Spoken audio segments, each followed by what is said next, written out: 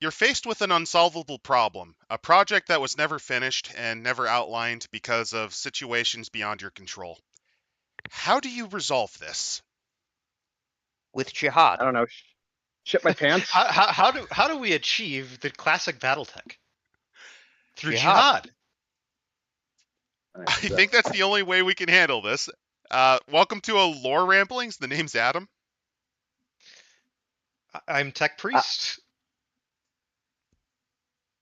Hi, my name's Big Government. How you doing? And I'm ImpCit. And this is going to be a book that I bounced off of really hard, and the best part was I did it in less than 20 pages. I did a Oh, you see, very that's your brief cynic- skim. That's your pessimism at work there, Adam. You hate very good things of quality. You hated Borg. I think you might have been hating GURPS too. So I just I think you're just a very angry man. You hated Rifts. You hated Powered by the Apocalypse. You don't like Why are you being popular such a things. hater on Whiz kids? What have they done wrong? Traumatized me with hero clicks. That's kind of what happened. But yeah, this is going to be an interesting ride. Welcome to Blake Ascending, which I love the cover, and this is probably the only part of the book I absolutely love. Have we gone in a little bit of information about the whole WizKids Battletech acquirement and what that led to exactly? Oh yeah, remember my rage out at Operation Klondike? That was a WizKids book. Yes, it was. But let's take a short little break to explain what that actually fucking meant. All right.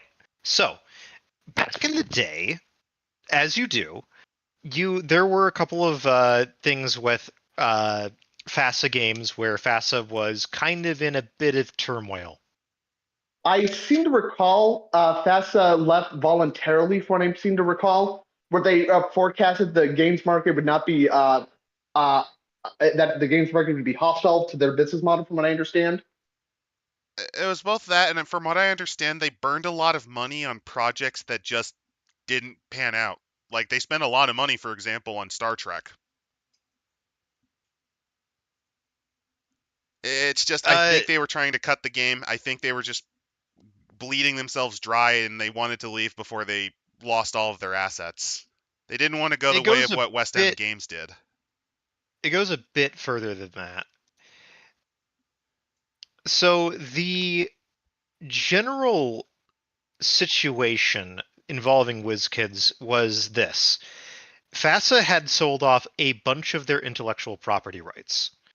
And I do mean a bunch. Like we're not I'm not joking here when I say like that they were putting a lot out on the table. Shadowrun was for example, a video game for Shadowrun, completely different stuff going on with that.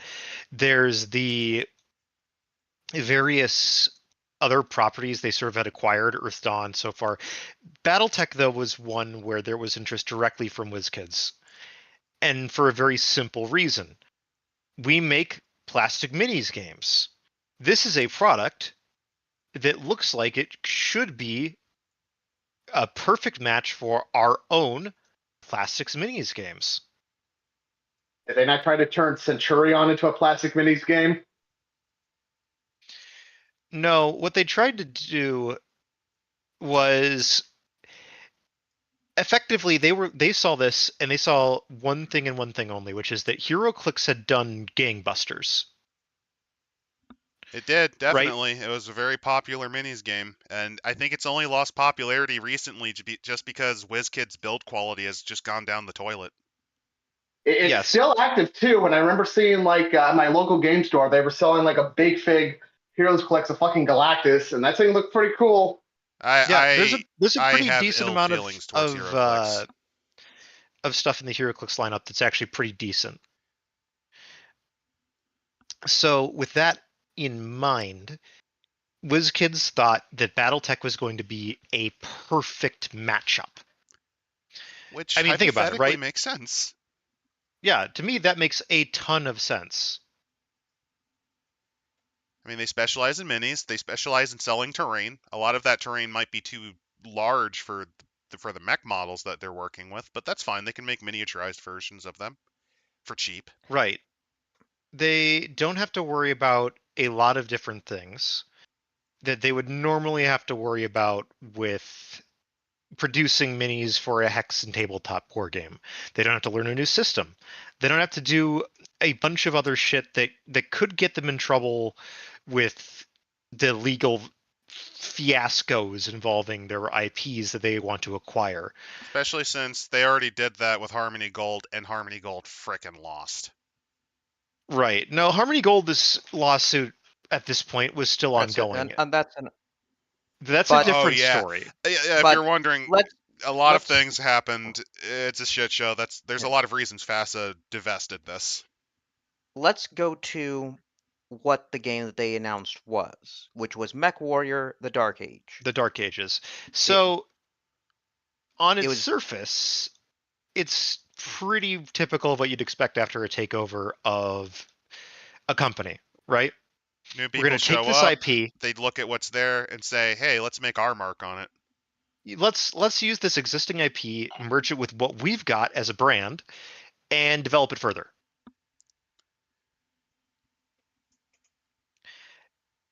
The main issue with this is that they had a plot different than the original source material.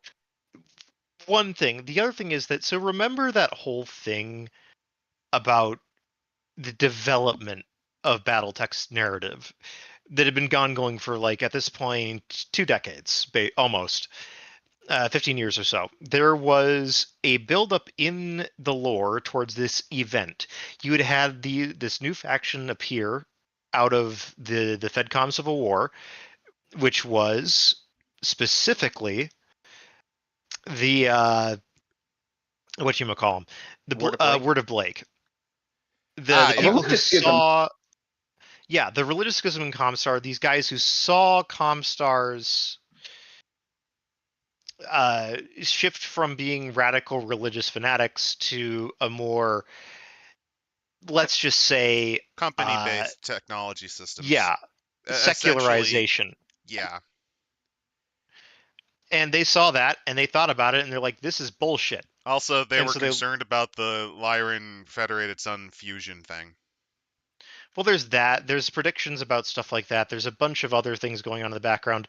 But the long and the short of it is that asshole Anastasia folks like, "Hey, let's not be technocratic weirdos." And then some other asshole was like, "No." But how dare they split.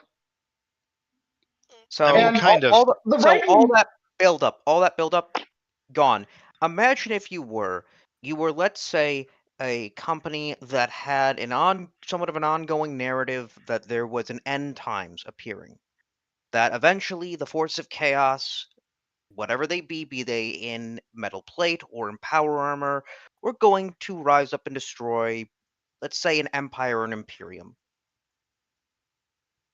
And then, instead of showing that progression, you just immediately, next edition, come out with an entirely new universe or an entirely new world and do not explain any of the changes.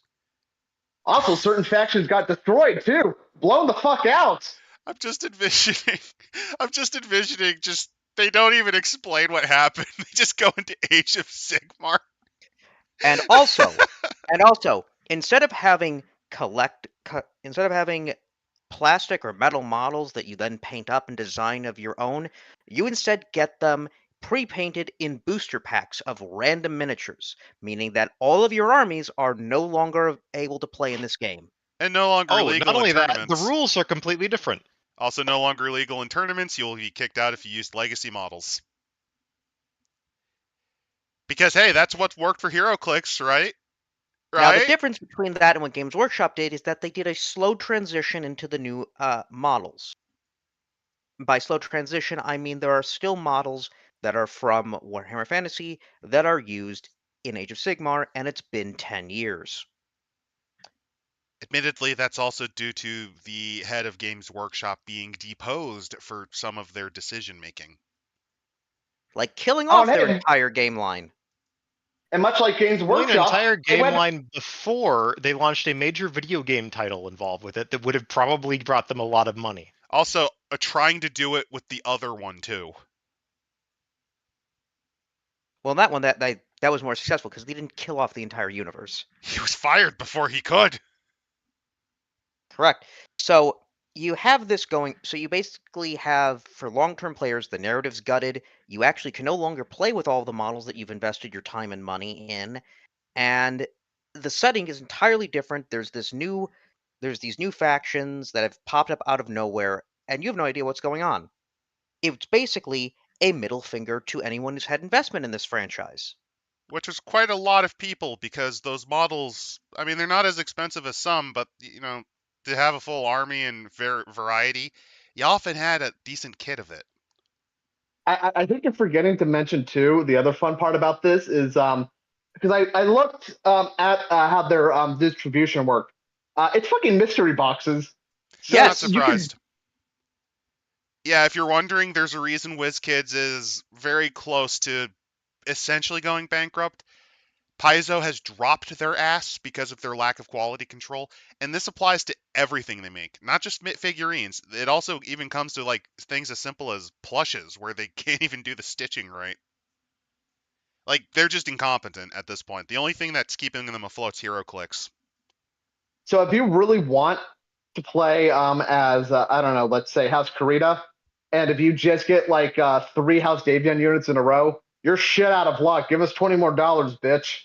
Yeah, you gotta roll for it. You gotta roll for it on our totally not gambling, smug face. Now, they did also Wizards did this for like I know they did it for the Star Wars miniature game, and that's why I have 5 Darth Vaders. But it works for that because then you can get like multiple stormtroopers, and they're all infantry units. In Battletech, the main point of it is the mechs. And there's not a high model count. It's a very small model count game. Usually, you're rarely bringing more than 4 to 5 mechs to a standard match. You're saying that, but now I'm just envisioning. Imagine if some of the packs also just included foot infantry, armored vehicle. Did. Oh no, that's even worse. Now I believe the idea of it was to have larger scale armies, but it really hurts. Is that they created a setting where those larger scale armies don't make sense. Or if they do, I'm going to be honest, your game is going to last a long time. Oh, that's the other fun part about the Dark Ages, too. It's all small scale, too, because like apparently, like, I guess to get into it a little bit, there's something called the Republic of the Spheres we made. It's like Star League Part 2. And no, it's not. Now there's all these... We'll talk about that later on in the Jihad. But the Jihad is entirely the reason what they used to reset the setting, because the Jihad plotline had been built up over the course of about a decade. It was about time for it to hit, and then 9/11. Yeah. Like most things involving Islam and planes, or any combination, or the Twin Towers, or any combination thereof, for about a good period, I'd say 5 years or so, maybe more, any reference to that was airbrushed or removed out. Lilo and Stitch was going to have a plane going through the spaceship that what was his name? Ansu was flying was supposed to crash into the ones city. they get into where Jumba flies it and Pleakley. They were going to hijack a plane, and it was going to go through a city, and it was going to go through Honolulu specifically. Yeah, so and do some damage. You're very disappointed the remake didn't have 9/11 imagery, is what you're saying? I'm really disappointed. They should have had the balls to do it. It was important. No, what would have been great should have included more 9/11 references. They did it, and then they have the state take away their kids. It's perfect. It's the perfect remake. So if you're demented. I mean, if you caused 9/11 except in Honolulu, I think that the state taking your children away is totally justified at that point. Another example, by the way, is there was actually a push by the producers to force Peter Jackson to try to come up with another name for the 2 towers. There was actually a push by the producers. These are the same people that actually had him digitally edit out Minas Tirith because they thought, oh, that looks too much like Helm's Deep. All right, so yeah. And they also got rid of the trailer for Spider-Man with the two towers. But I'm going to state this. The other reason why they decided not to make it the Jihad is that, well, not only 9/11, but what happens, the War on Terror, which was going to be a major part of the Jihad plotline. Because the Jihad was essentially a bunch of religious fundamentalists backed up by various states within the inner sphere were going to cause a bunch of attacks and terrorist attacks to inevitably take over and institute their theocratic beliefs. Also, they were living in caves. They were not living in caves. I want to make... No. No, they were living in goon caves, which are normal buildings, just very demented. No, the word of Blake was, at this point, all over. They had their own protectorate in the center of the inner sphere, including Earth. They were a legitimate statelet in the inner sphere with an actual military power. And their plan was simple.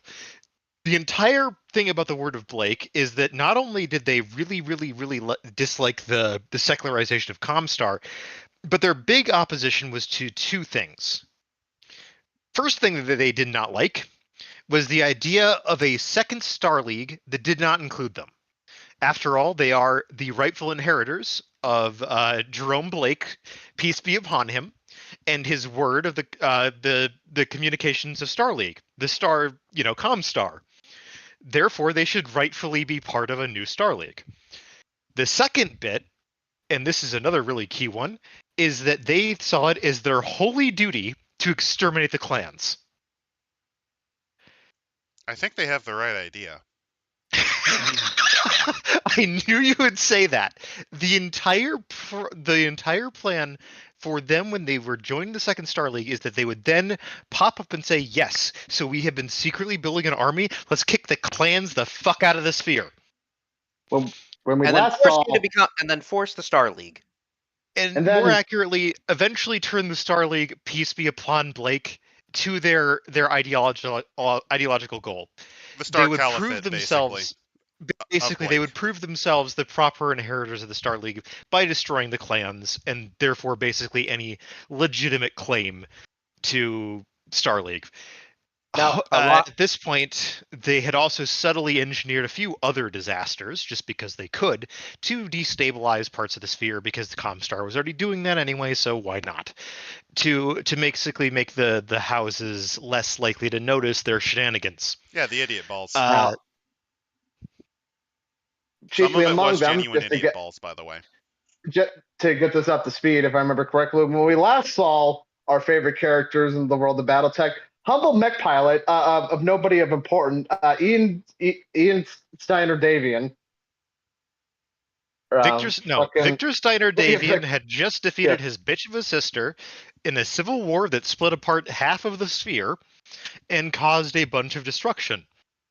This is entirely because his sister's a bitch, and there's basically no other reason for it. They also surgically grafted an idiot ball, replacing her brain with it. Basically, yes. The character did.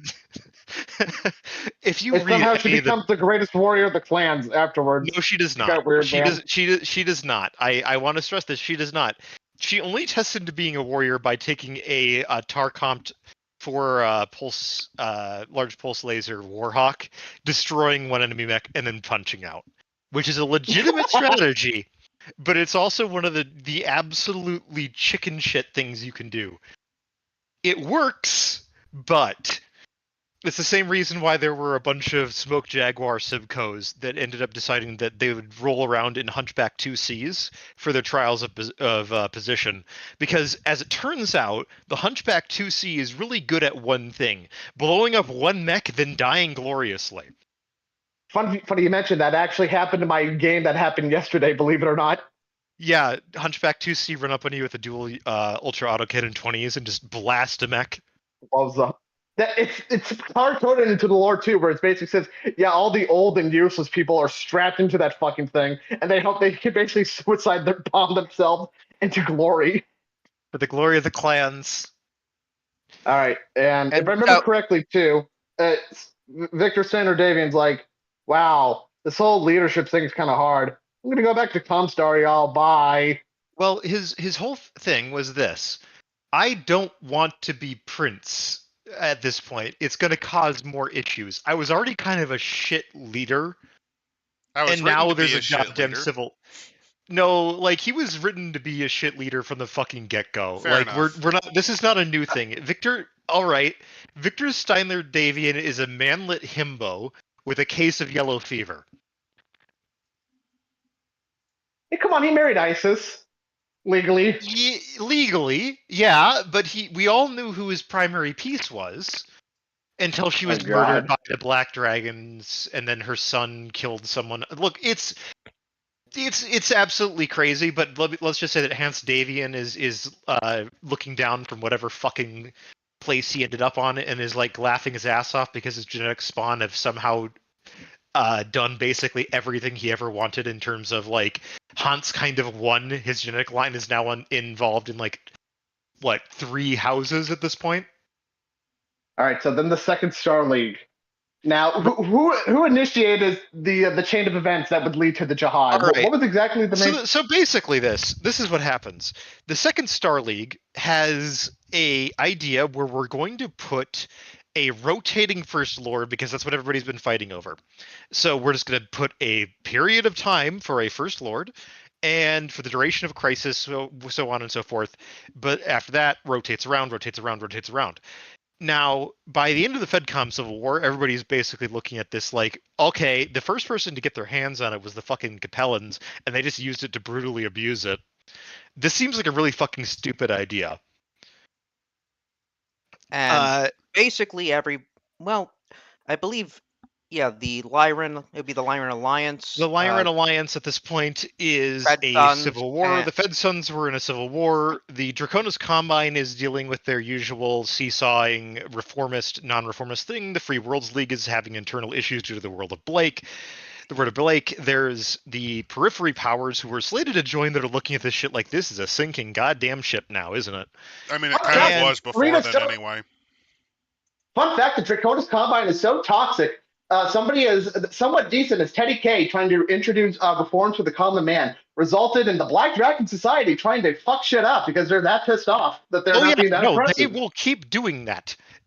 This is literally the thing about the Kirita. There is a hardline group of people in there that are like, no, we must do the samurai LARP. No exceptions. For the honor of the dragon. For the honor of the dragon. You see, when the dwarves do this sort of shit in Glorantha by making things that hunt and kill people that make gunpowder, that makes sense. This is just fucking lame. Look, sorry. Bronze Age Terminator robots going after people for being alchemists is funny.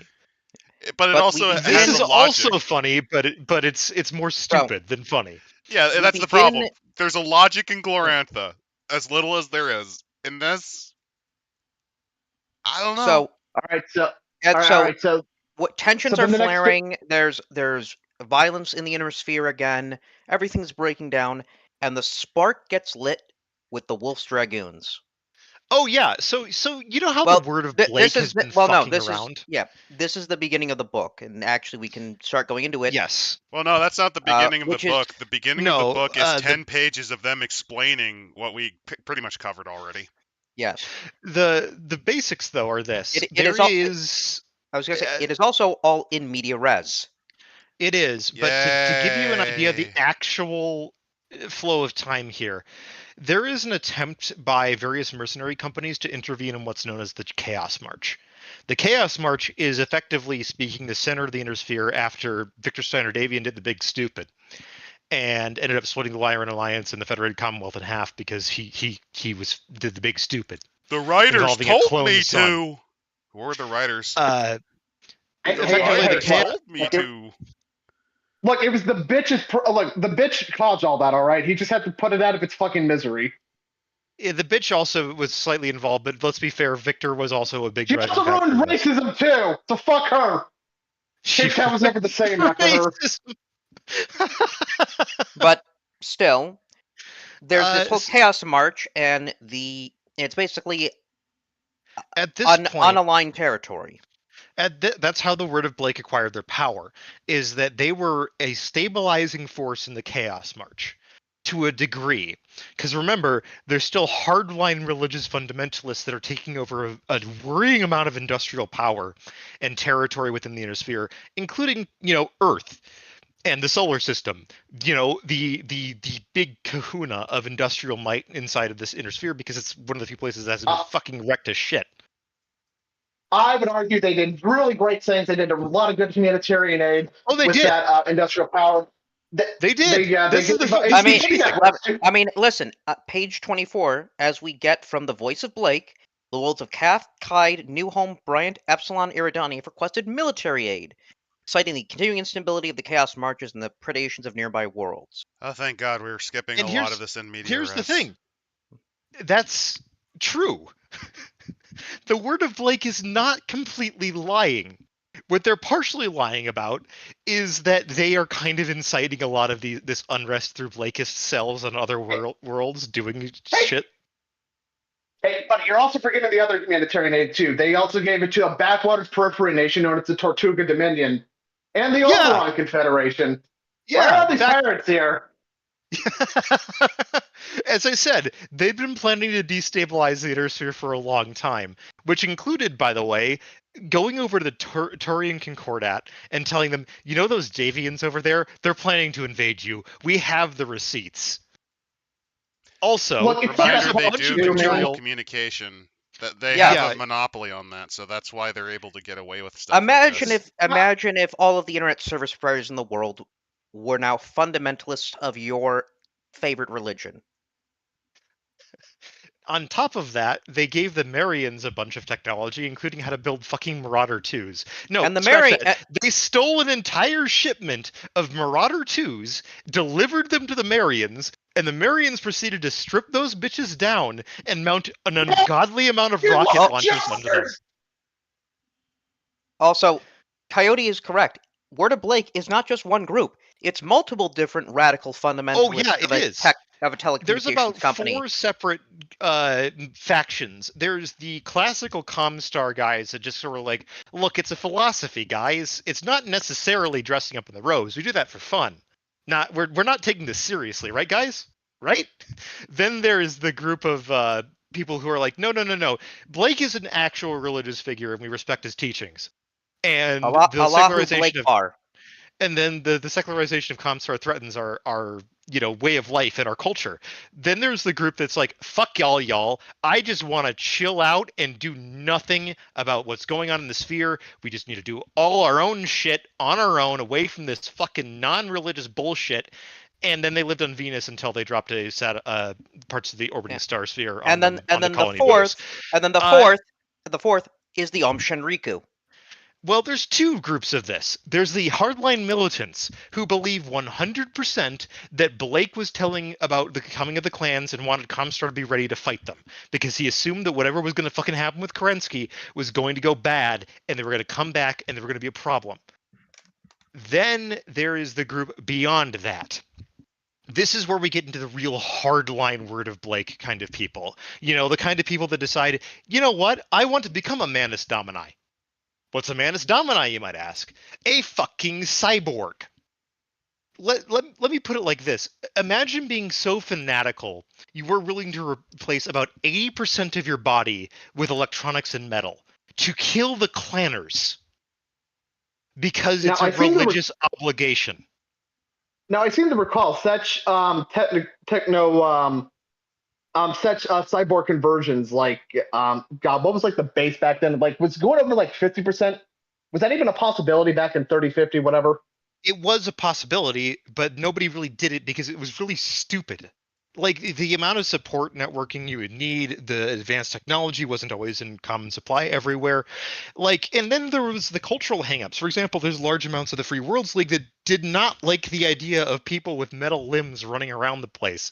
There's cultural hangups across a bunch of things, religious problems, all these things and reasons for ComStar not to Borg everyone the fuck out. Now, don't forget, this isn't to say that they didn't do augment. With ComStar itself too. Don't forget that. When did they all become Jovos? Because that's more of a Jovo thing. Well, here's the fun bit about that. Almost every power in Battletech has done similar things. The Battletech is sort of a low-key cyber punk setting in some ways. Human augmentation is both very feasible and done to a disturbing degree. Now, usually these are done by nation-state level actors with the technology that is advanced enough that they do have, and usually focuses around things like, hey, here's subcutaneous armor that can stop a knife or maybe a low-caliber bullet that you can then strap your guy up in actual ballistics weave and shit like that. Here's eye replacements for cameras and shit. Here's other augmentations for neural interfacing. Things like that. You know, your standard cyberpunk bullshit.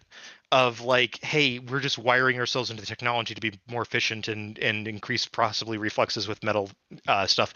Nothing too crazy or out there. Pretty subtle augmentations in general. The Word of Blake decided that subtle is not for them. Fuck it. We're going full Borg with our real crack troops because we need to be able to match elementals, right? We need to have infantry that can take on elementals. Okay, and so God bless these crazy bastards. Hear me out. They fucking did it. Hear me out.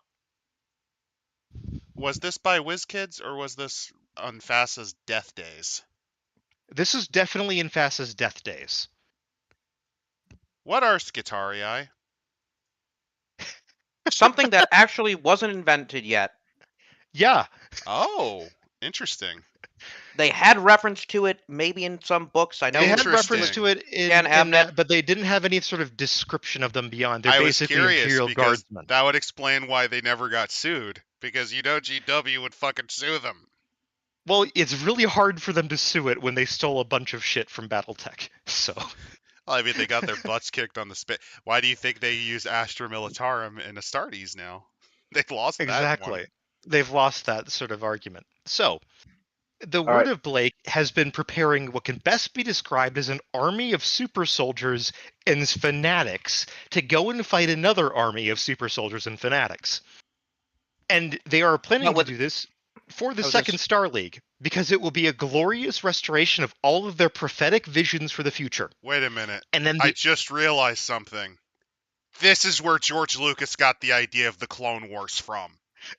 You got the genetic super soldiers on one side and the robots on the other. And this came out in 9/11. Oh no! Oh no! Now, and it's like poetry. It rhymes. As kind of an aside, Tech, I always got the feeling, like, you know, reading some of the like later older FASA books, I always got the feeling that the Word of Blake was meant to be more permanent, where they were supposed to fuck shit up, but it was going to be more at the expense of ComStar to kind of level them out. They never got that war would have been detrimental to their destruction. Not to their ultimate destruction, but to a point where it's like, oh shit, the super secret Illuminati is weak now. What the fuck now happens? And that treaty of two kids almost expiring, and now we just got this international clusterfuck that's probably going to break out throughout the inner sphere. That was the point of the jihad. That was the point of the jihad.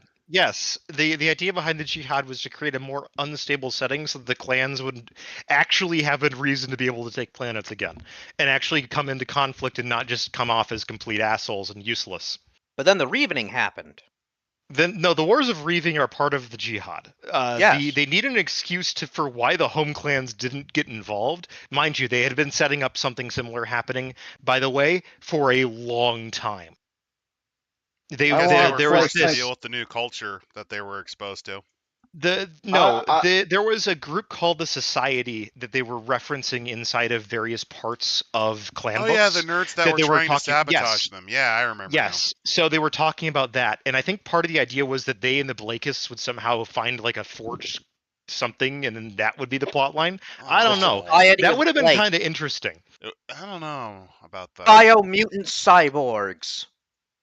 That look more like Nicholas we would have Carenti. seen Blakist like proto-mech technology to try to level the playing field between them and the great houses, which would have been really cool to see.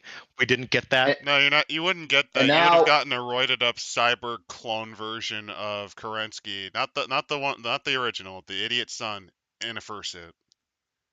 That's what you would have gotten. But no, like that was sort of the implication that I was picking up when I was reading a lot of the older fluff in preparation for this, is that this is possibly coordinated.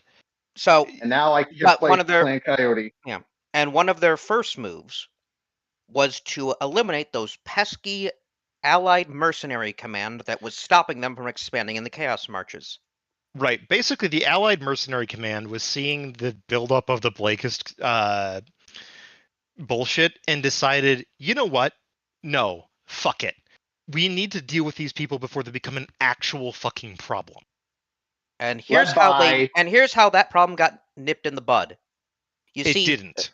You see, they landed, and by they I mean the Ward of Blake landed several mech mercenary regiments onto the home planet of the Wolf's Dragoons.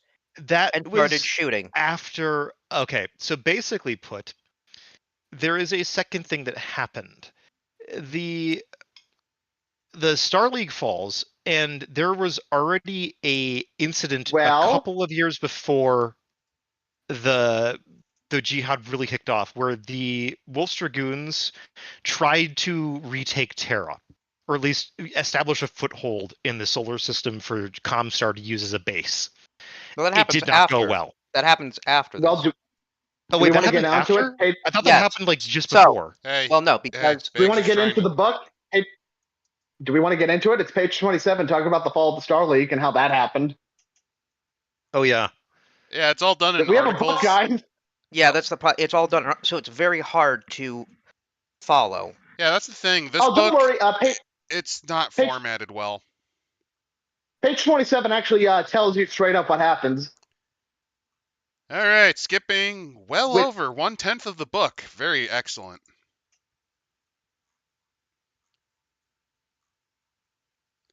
Summit of in Light. November, I probably skipped on accident. Where am I? 48? Yeah, page 27 is where you need to be, buddy. I heard 48, sorry. 27. Don't know how you got that there. All right. Am I War reading Strikes this? Mercs. All right. War Strikes Mercenaries. Mercenaries targeted by comrades in opening waves. 5th of April, 3068. Galatea, DBC. The past several months have seen some spectacular victories and defeats over numerous mercenary units across the known universe. But unlike days past, where mercenary forces typically fought against the military might of a great house or some other major power, today's mercenaries are fighting one another with only one goal in mind: total destruction. To call this uncommon is an understatement. Fuck no, it ain't. Not after what you idiots did to the goddamn inner sphere. Throughout modern human history, the soldier of fortune has occupied a necessary, if often misunderstood and disliked role. Ah, the mercenaries, like the good old days after 9/11. Oh yeah, that's another reason they probably cut this. So, in September of 3067, following the deaths of several high-ranking members, the Northwind Highlanders terminate their contract with Draconis Combine and go to their homeworld to grieve. But then in October, a more dramatic incident erupted on Outreach, the home of the Wolf's Dragoons and the Mercenary Review and Bonding Commission. Basically, the replacement to ComStar's old Mercenary Review Board. Yes. And they basically bomb the city of Harlech and cause immense damage, including the death of Jamie Wolf. That he lasted this long is actually kind of fucking impressive. God, and his death is embarrassing too.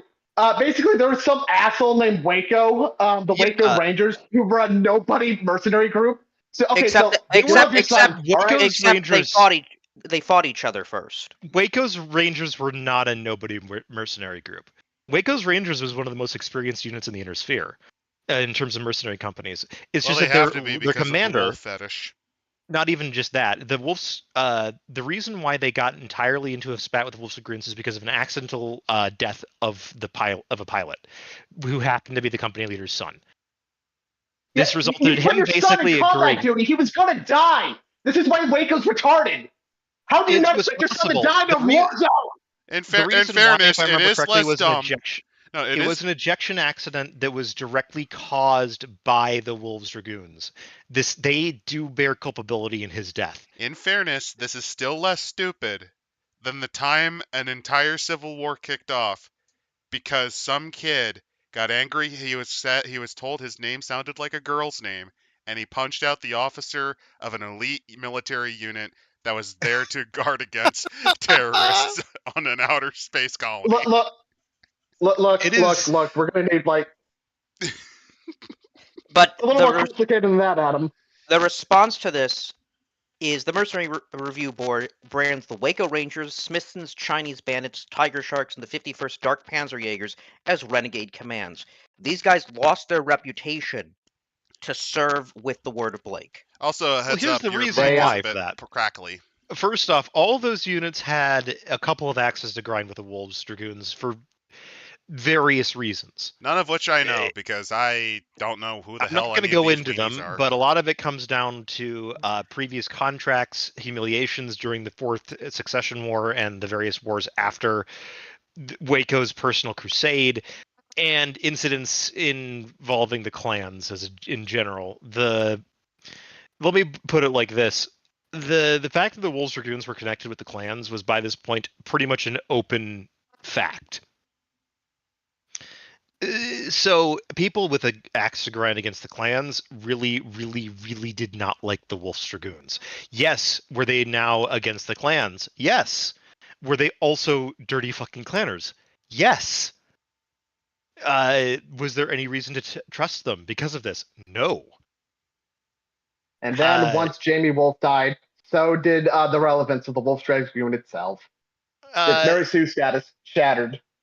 No, they come back later. But the main thing is that the Wolves Dragoons are a major part of the setting, and when the Dark Ages came out, they needed to explain why they weren't around. I mean, in fairness, that's actually one of the few things I'm actually going to give Whiz Kids, because I already just... why are these mercenary... why were these commands... Like, why are these mercenary commands not there? These famous large-scale ones, because you needed the Dark Ages to happen for various things. And it's like... Kind of has the same energy as the time White Wolf tried to make you go, oh yeah, you're supposed to play Anarchs, and then they realized, no, not a lot of people really played them. And the other thing is, more and more mercenaries were defecting. There's stuff on page, I believe, 36. I was about to say, if we can go back to page 24, because I gave Adam the wrong page number. It's page 24. I realized he's reading the actual document instead of the PDF viewer. It talks about the fall of the Star League, which is pretty important. It fell because of idiot. I kind of knew it failed because we kind of talked a little bit about that. Yeah, but why it happened and why it pissed off the Word of Blake?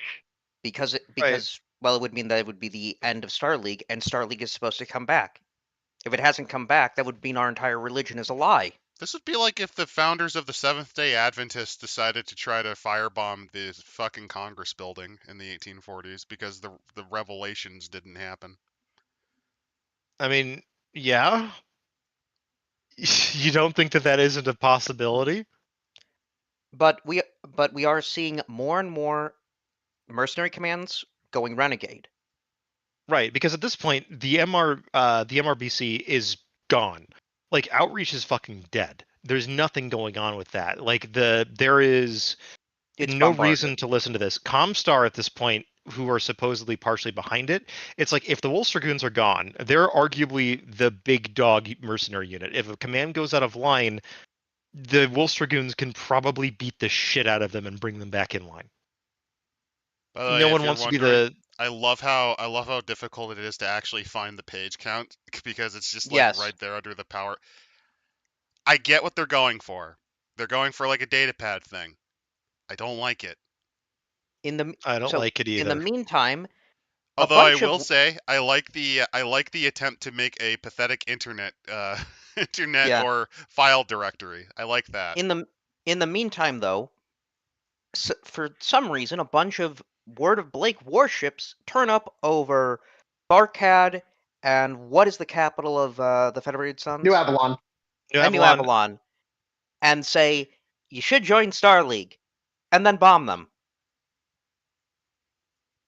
Asshole. Fall of Outreach, Mercenary Treachery, Outreach bombarded. Is this what the Irby Is this what the Irby nuke happened, or was that the Kill Hound? Later on. That's going to be way later on. The Archon may be dead. Basically put, the Word of Blake... Remember how I said that they were preparing a giant military for the jihad against the clans? and now they're really mad that this has fucking happened, and they're kind of the powers that be are like, are the prophecies wrong? No, they're Blake's. They can't be wrong. It's everybody else who's wrong, and we need to bring them in line. So here is their grand plan. Remember the whole idea behind Operation Scorpion at the end of the Battle of Tukid? That ComStar is going to try to coup all of the governments of the Inner Sphere and unite them. Oh, I actually completely forgot about that. Yeah. The plan that basically failed because it was really stupid, and also because with the clones. Yeah, I remember now. The clones was a different guy. No, but oh yeah, it's the Catholic Church that was behind the clones. I'm sorry. The clone of Hans Davian was made by the Catholic. Look, this is canon. All right, this is canon. I am not crazy. The Catholic Church cloned Hans Davian at one point. I'm surprised they didn't reference the Da Vinci Code by making like an agent of the Catholic Church a big, crazy albino man who cuts himself. Anyway. That's an actual character from that book. And by the way, do you know, and by the way, you know where the Star League meeting was? On Tharkad. Yep. So their plan is basically, we're just going to decapitate the entire leadership of the Inner Sphere, kill off all transmissions that aren't ours, and use the ensuing chaos to institute our rule over everyone by the time the dust has settled, and also just then nuke the shit out of the clans. This would be the equivalent of Comcast essentially doing January 6th by cutting off the president from Twitter. And then sending out essentially the equivalent of tech support, but with assault rifles. It's like if ComStar teamed up with the Church of Scientology to make zombie cyborg robots to take over America. And then you found out that ComStar actually was founded by a cult of people that for some reason venerate the corpse of Alan Turing, blessed be upon him, for the computer. You see, he can send us into the digital dimension. Oh yeah, and on page 32, the Northman Highlanders are sad that their elders keep dying and they can't go home. But the main thing is that the Word of Blake is using nuclear weapons. You know, the one thing that we don't want to use. Yeah, they open up by doing essentially the 3-second declaration from Gundam. But then again, Word of Blake is not a signatory of the Ares Convention. I was always under the impression that nukes were kind of lost during the dark ages of technology. Oh, no, they were not. It's simple to make. Even space Afghanistan could make a dirty nuke. Like, the main thing about them is that the Ares Conventions and then the following succession wars basically made it so that the idea of going full-on nuclear hellfire on industrial bases and population centers became a taboo. The reason being that what are you fucking fighting over if you're just blowing it up? Nobody wins. Nobody gets anything out of it. We can't afford to lose more. It took so they started to roll that shit back. It took 2 of them for them to figure that out, by the way. However, the Word of Blake is fine ruling over Ashes. Well, because the Word of Blake at this point has decided that they have learned from the best. They were following the words of the great, not Jerome Blake. They actually got it wrong. They accidentally, what happened was Toyama was really drunk and accidentally wrote some of the war crimes that Stefan Amaris did in his scribblings. And then after he died, they just kind of went, oh, I guess this is what Blake said, what we do in the event that the non-believers fuck up. And in all this ensuing chaos, what's going on in the Federated Suns is also invasion from the Torian Concord, who also have a horrendous amount of nukes. Because they're not signatories of the Ares Convention. And I love this section on page 58, the Torian problem, excerpted from a private blog by Iconoclast on the Cathil interwebs. By the way, I think I figured out why I really, really fucking hate the way they do the page counts, because it's always on the right half. It's always on the right. That's so stupid. So then that would actually there's a point where going style over substance fails, and this just fails. But I just love the early 2000s internet they're trying to get out of this. Oh, you know what? It nails it. I don't care about your inferior opinion, Matt Slate. Go and grave it on a slab of ferroconcrete and shove it up your censored colon sideways. Your constant whining about the compelling people this, the compelling people that, is not scoring any points with anyone this side of the border. In fact, at the rate you're going, I can't help but wonder whether your income includes any funds of Confederate origin. Maybe someone ought to point out your happy little page. It's a bit more green there, buddy, to our good friends at the MIIO. And while I'm talking about crap-pelling huggers, I'm also getting sick and tired of all those pansies whining about New Avalon. People, it's been 9 months already. If it could be liberated, it would have been. Those wobblies have got the whole system locked down with warships. Warships, people! You know, those handy little economy-sinking bathtubs of doom that can vape any invading force. Heard of them? Until we crank out a few more of those Avalon-class ships from Cathil, we're stuck without a way to kick that door open. Let those posh butter eaters on New Avalon cower a little bit longer in their bomb shelters. Is ending it with make landfall so we can't get rid of you. Consumer advocacy. Censoring provided by Microsoft Parental Programming. All rights reserved. You know, the best part is that's a blog, but it actually feels like something a young Cenk Uygur would have said, like right when the Young Turks began. It's got the spirit, but in it any has case, a mixture of that or like Rush Limbaugh when he's really on the pills. All I can say is the Torian Concord is what happens if you find a hobo sleeping on your floorboard, and then he pulls out a shotgun and you tell him to leave. Well, that's how it affects them. It feels like to live next to these fuckers. It's a hobo showing an America tattoo, and then like he tattooed on his face the Dixie flag, and the shotgun has a flamethrower sub-attachment that he made up. That is how the Tarians do. Yeah, this gets into like, okay, holy shit, this is a clusterfuck. I mean, everything is happening all at once. If you take a look at the timeline, all across the sphere, because the Blakists are disrupting fucking everything, and then we get to the real fucking shit show. The Draconis Combine. Yeah. So Tharkad got bombed, right? That was bad. That was already pretty bad. Luthien makes Tharkad look like a goddamn motherfucking picnic. All right, bear with me here. So what's worse than Blakists invading a planet, like was happening on Tharkad with nuclear weapons? Redirecting asteroids to bomb it to glass. No, not that apocalyptic. Virus bombing? Jaguar was pretty bad. Virus bombing, that's somewhere else going on right now. Don't worry, we'll get to that. Guess what? Opening up the atmospheric plants to intentionally fill the air with poison? No, we're talking. All right. So the Blakists have launched their nuclear strikes and chemical warfare. The other parts of the Draconis Combine are launching theirs on each other. The Black Dragon Society. The Black Dragon has came up. Now, just to put the cherry on this clusterfuck of a three-way fight, there are now 2 clan forces that are inbound, hell-bent for Luthien to throw down. That's Clan Ghostbear and Clan Novacat. Novacat because they've made an alliance with Luthien. Ghostbear because A, they really fucking hate Novacat at this point, and B, there's fucking Blakists here, and we need a pound of flesh from Korea from what they've been doing on our fucking border. Also, they're now new neighbors, and like any good neighbor, they want to share the territory.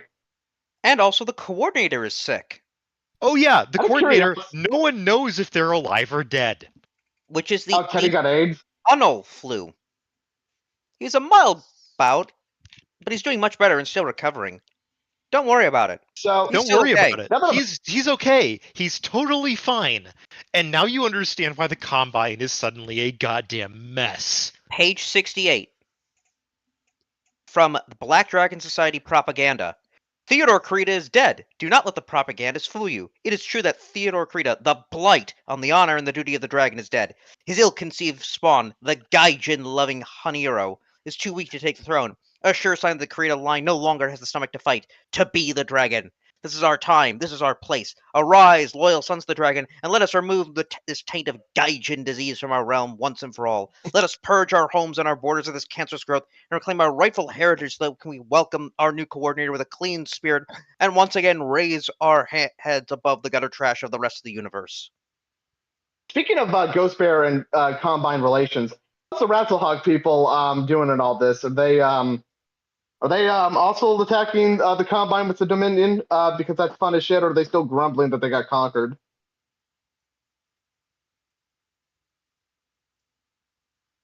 They probably thought about it, but I don't think it comes up here. I think this is starting the emergence of that merging to the Rahasalog Dominion.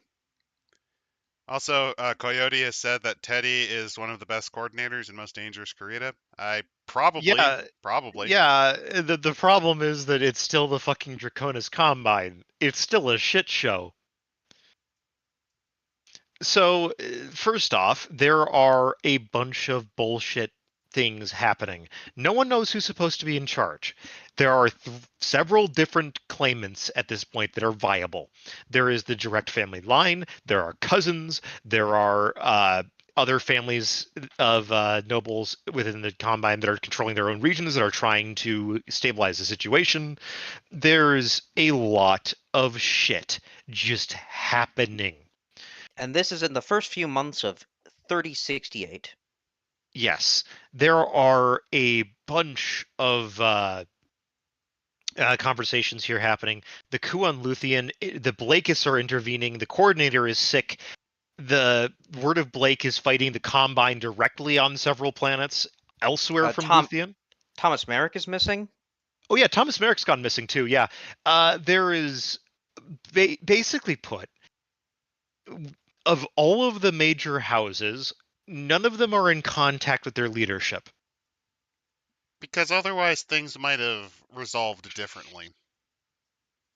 Well, none of them but the Capellans, but we'll get to that. Although, in fairness, keep in mind that ComStar has control over that, and if the Blakeists got backdoors in, it's pretty easy to just scramble it. But we did have possibly a positive thing. ComStar may have was preparing to engage in a large naval invasion, along with the Wolf's Dragoons and the Clan Wolf in Exile. And it's gone. And it's gone. So because it turns out a whole bunch of those ComStar guys were actually Word of Blake. The Word of Blake had by this point thoroughly infiltrated ComStar. There was a shadow war going on in the background, and as it turns out, most of ComStar's ROM, which is their intelligence service. Well, what do you think when you get a bunch of hardcore fanaticals as your intelligence guys? Because they'll be loyal to ComStar above all else. Well, guess what? What happens when the religious aspect dies away? Most of the people were in there were the religious hardliners. Most of those people are more than willing to play double agent against you and compromise your entire intelligence gathering network for their own ends. Oh no, the consequences of my actions. My birth defects have betrayed me. Also, I believe in this conflict, Riga is nuked. Riga is nuked. Tukiad is nuked. Everywhere gets nuked. You get a nuke, and you get a nuke, and you get a nuke. I'm also seeing here the fucking rump state that was made of the Free Rockahog Republic is even attacked by fucking the Word of Blake. Well, yes, because guess who controlled that rump state of the Free Rockahog Republic around Tukiad? ComStar. Yeah. They can catch a break, those poor people. So to look further, wondered they were so welcoming of the Bears because they kept getting nuked every other day. Now, to combine this absolute shitfest that was happening inside of at least 3 different realms, the Free Worlds League has decided to go to war with itself. Because the guy holding them together is gone. They can't access him. It's just a shit show. No, but you can trust... Because there are Lyrans of the border invading. There are groups of Word of Blake sympathizers going on. The Regulans decided to do what the Regulans do best and break open the TAC nukes to deal with the Blakeists. And from there, things start to spiral out of fucking control. Like Outreach getting nuked. The Bolin province declared war. It goes further. It turns into absolutely fucking nightmarish bullshit that's happening all across the sphere. Also, on top of that, Thomas Merrick's messages may not even be him. It might be a plot. Yeah. All of this is happening concurrent. By the way, I want to look at page 92 in the PDF because it's kind of great. Because it shows the major nuclear target of Riga, which is just like Riga. Tumbling downward, that sounds about right. From the voice of Blake, it was 21 warships and enough dropships and jump ships to cloud the heavens. Person prepared by the divine providence were the heroes of the Word of Blake Navy, veterans of the unwarranted mercenary assault on Mars, defending the heart of humankind against those who wished it harm. Oh yeah, that's right. It says here that the Wolf's Dragoons in retaliation bombed the shit out of a Word of Blake base on Mars. Oh yeah. In the end, 12 heretic warships were destroyed, while the remaining 10 were disabled or surrendered. The heroic crews of 6 Word of Blake vessels paid the ultimate price in defending blessed Terra. Unfortunately, not even their sacrifice could keep all the heretics from slipping past the lines. Roughly 3 ComGuard divisions made landfall. In the ensuing struggle, the heretics proved that they are no longer fit to rule Terra, as they fought to the bloody bitter end in some of Terra's most ancient civilian population centers.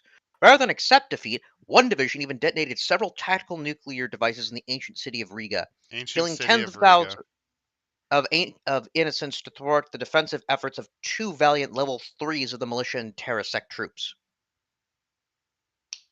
But do not worry, the time of Blake's vision has finally arrived, and we are its harbingers. The peace of Blake be with you all. And I do not believe for a second the ComStar launched that nuke.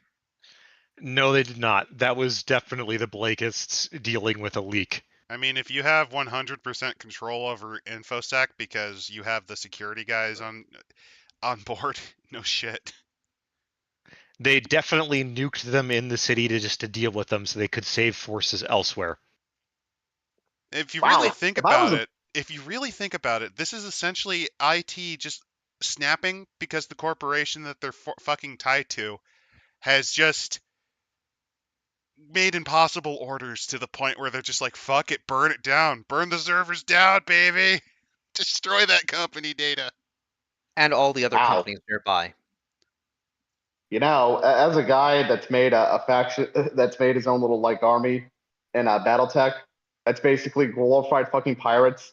Right next to parked between the Free Worlds, between not the Free Worlds League. It's the fucking the Free Worlds the Outworlds Alliance and the Draconis Combine. That would be a really good time to raid New Somnikind. Who's gonna stop me? Also, the borged out Word of Blake guys who got lost. Also, page 100. We appear to have a meeting of various clans. Yes. We believe that now, because of these spheroid barbarians clearly failing the Second Star League, we must strike and cleanse the corruption from humanity, once and for all. There's a bit of a problem with that, though. This is when the Wars of Reaving start to kick off in the clan homeworlds. Which we because did cover. Of debates about this. And on top of that, there are a couple of clans doing their own thing. Clan Ice Hellion, for instance, decides that now is the perfect time to do what Ice Hellion does best, which is to run face first into a wall. They try to invade the holdings of Clan Jade Falcon and Wolf to create an occupation zone of their own. It goes about as well as you'd think. These shattered remnants end up getting picked up by Clan Goliath Scorpion later on and basically quietly integrated into that clan. There are, Snow Raven at this point has decided, fuck it, we're migrating. We're out here. We're out too. This isn't worth staying in the homeworlds because Ghost Bear's leaving. We're getting fucked up. Fuck it, we're out. So Snow Raven is traveling across the Draconis Combine doing Snow Raven shit, by which I mean they have been attacked by Word of Blake units, and now they're basically assuming that everything and anything in space anywhere near them is hostile and treating it appropriately. I seem to recall they also too, bombed a world. They also kind of nuked a world into ash. They had a good reason for it, though. Just people aren't going to listen to it because you still nuked a world into ash. There was the release of a Star League-era bioweapon on the planet. Oh. A really nasty bioweapon. So basically, Snow Raven Command decided that, all right, and we're not going to even bother trying to save people. Please tell me Snow Raven accidentally released it. That'd be the hilarious thing. It did not. It was the Blakeists. It was the Blakists. Okay, good. No, they just said, fuck it, let them all die. Well, basically put, Snow Raven was like, any chance of contagion leaving is too high of a chance. Glass the fucking planet. Now, I seem to recall, too, I could be wrong, was this before or during the Reaving, where I seem to recall because Wolf and Jade Falcon, they were so low on troops, they basically had a trial of possession throughout all the fucking homeworld. That was way before. That was like, at this point, that would have been in the 3056, 3057 range, so about a decade previously. The Harvest Trials is what you're thinking of. In any that pissed case, off a lot of the clans, right? Oh yeah. That's part of the reasons for the Wars of Reaving. In general, it's this destabilization of the clan political system. Also, exposure to a different way of fighting where they've lost repeatedly. Yeah, they kind of got their asses handed to them by an invasion of the where they got beat at their own game. It's a military-based caste system. If the army's eating shit, that proves they're weak. What does that tell the other castes? It's not even what that tells the other castes, it's what tells everybody else around them. That and too. Various clans are getting into political shenanigans. But it also tells the castes, look, you fucked up. You're not able to run shit. And then we go to the Capellans. Oh yeah, I accidentally skipped ahead a bit. I was saying, like, here. hey, the Capellans are like not that badly affected. By which I mean they are pretty badly affected. It's just that the initial impacts of this do not. They hit them focused as hard. on St. Ives mostly. Yes. Yeah, there's an uprising in St. Ives. Yep, St. Ives has an uprising. They're focused on that. The Capellans are also dealing with Blakists. One of their dukes were taken. Fucking terrible. Oh yeah, that's right. St. Ives Compact was destroyed during the Civil War because we can't have nice things. Right. It's also that the Capellans at this point had been engaged in a recovery act, only really done because the writers realized that they'd written the Capellan Confederation into a failure spiral, so they needed to rectify that. Yeah, there's a reason why. I've seen thread games where they actually take different positions. It's not until the Jihad where the Capellans don't die.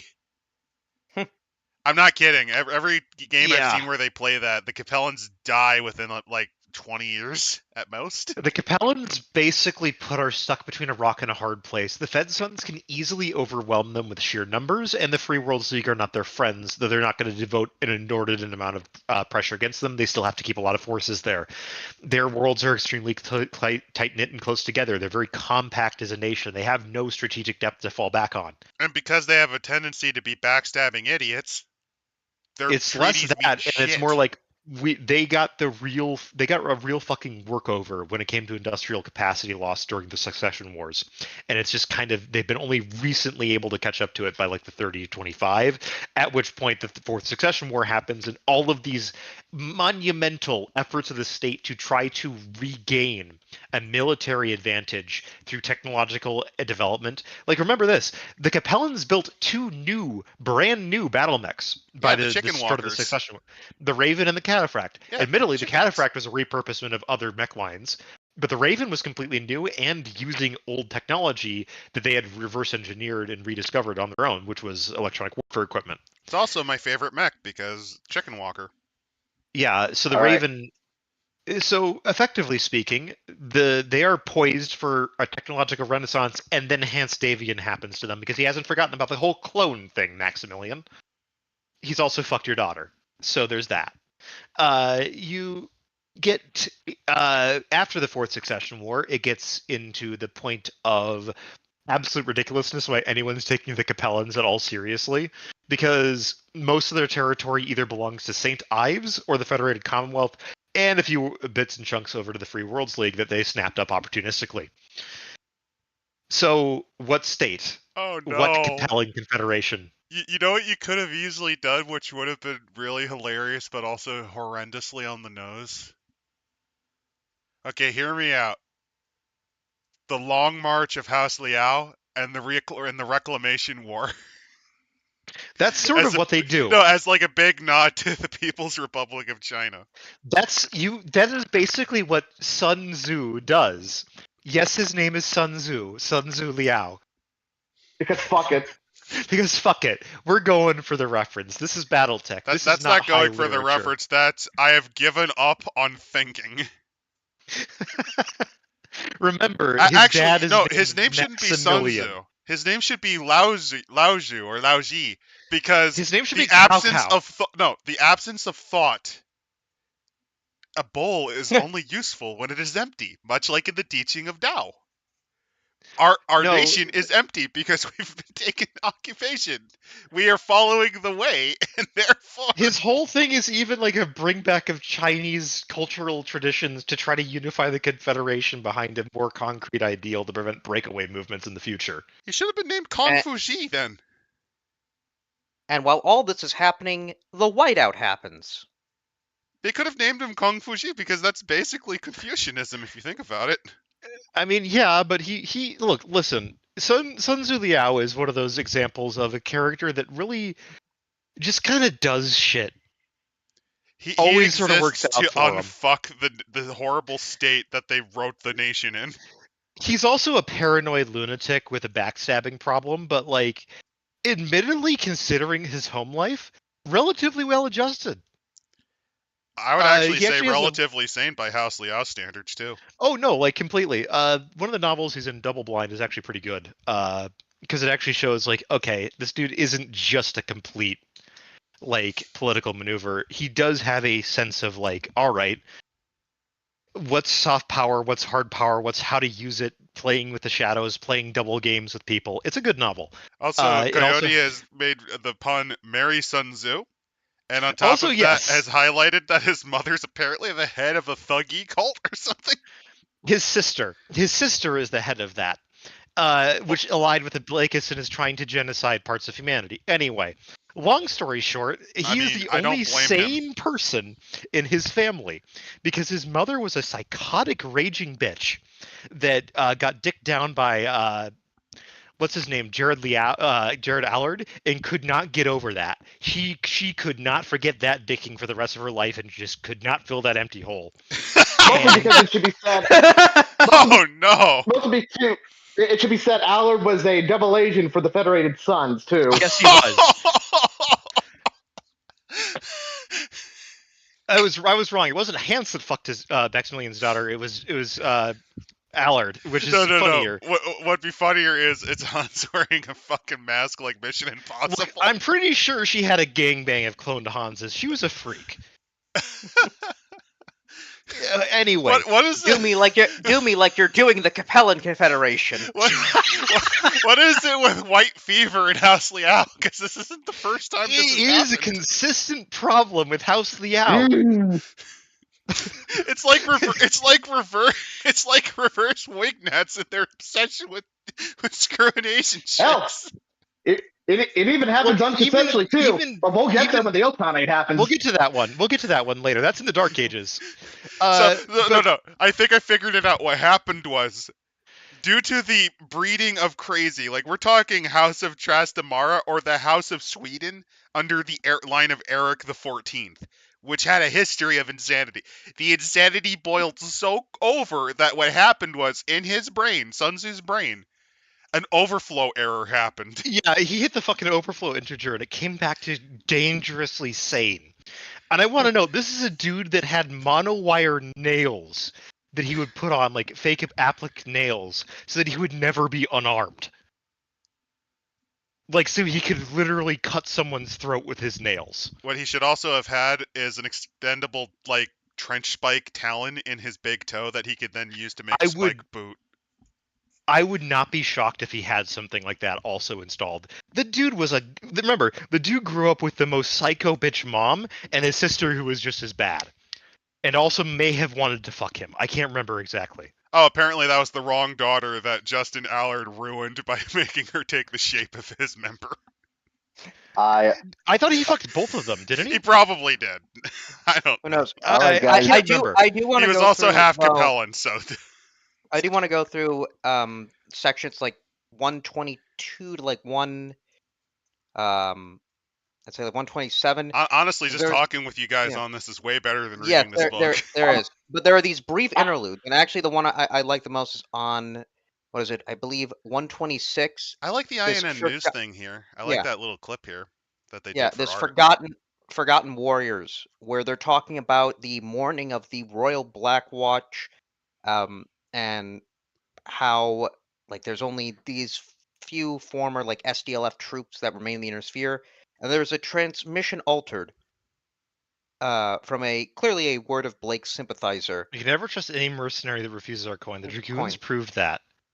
Yeah, it's saying we should have moved against them when they announced their clan origins, rallying the successor states against the spies in our midst. But all too soon the Battle of Tukiyat came upon us, and then Vogt and Mori murdered Mido Waterley. Mindo Waterley.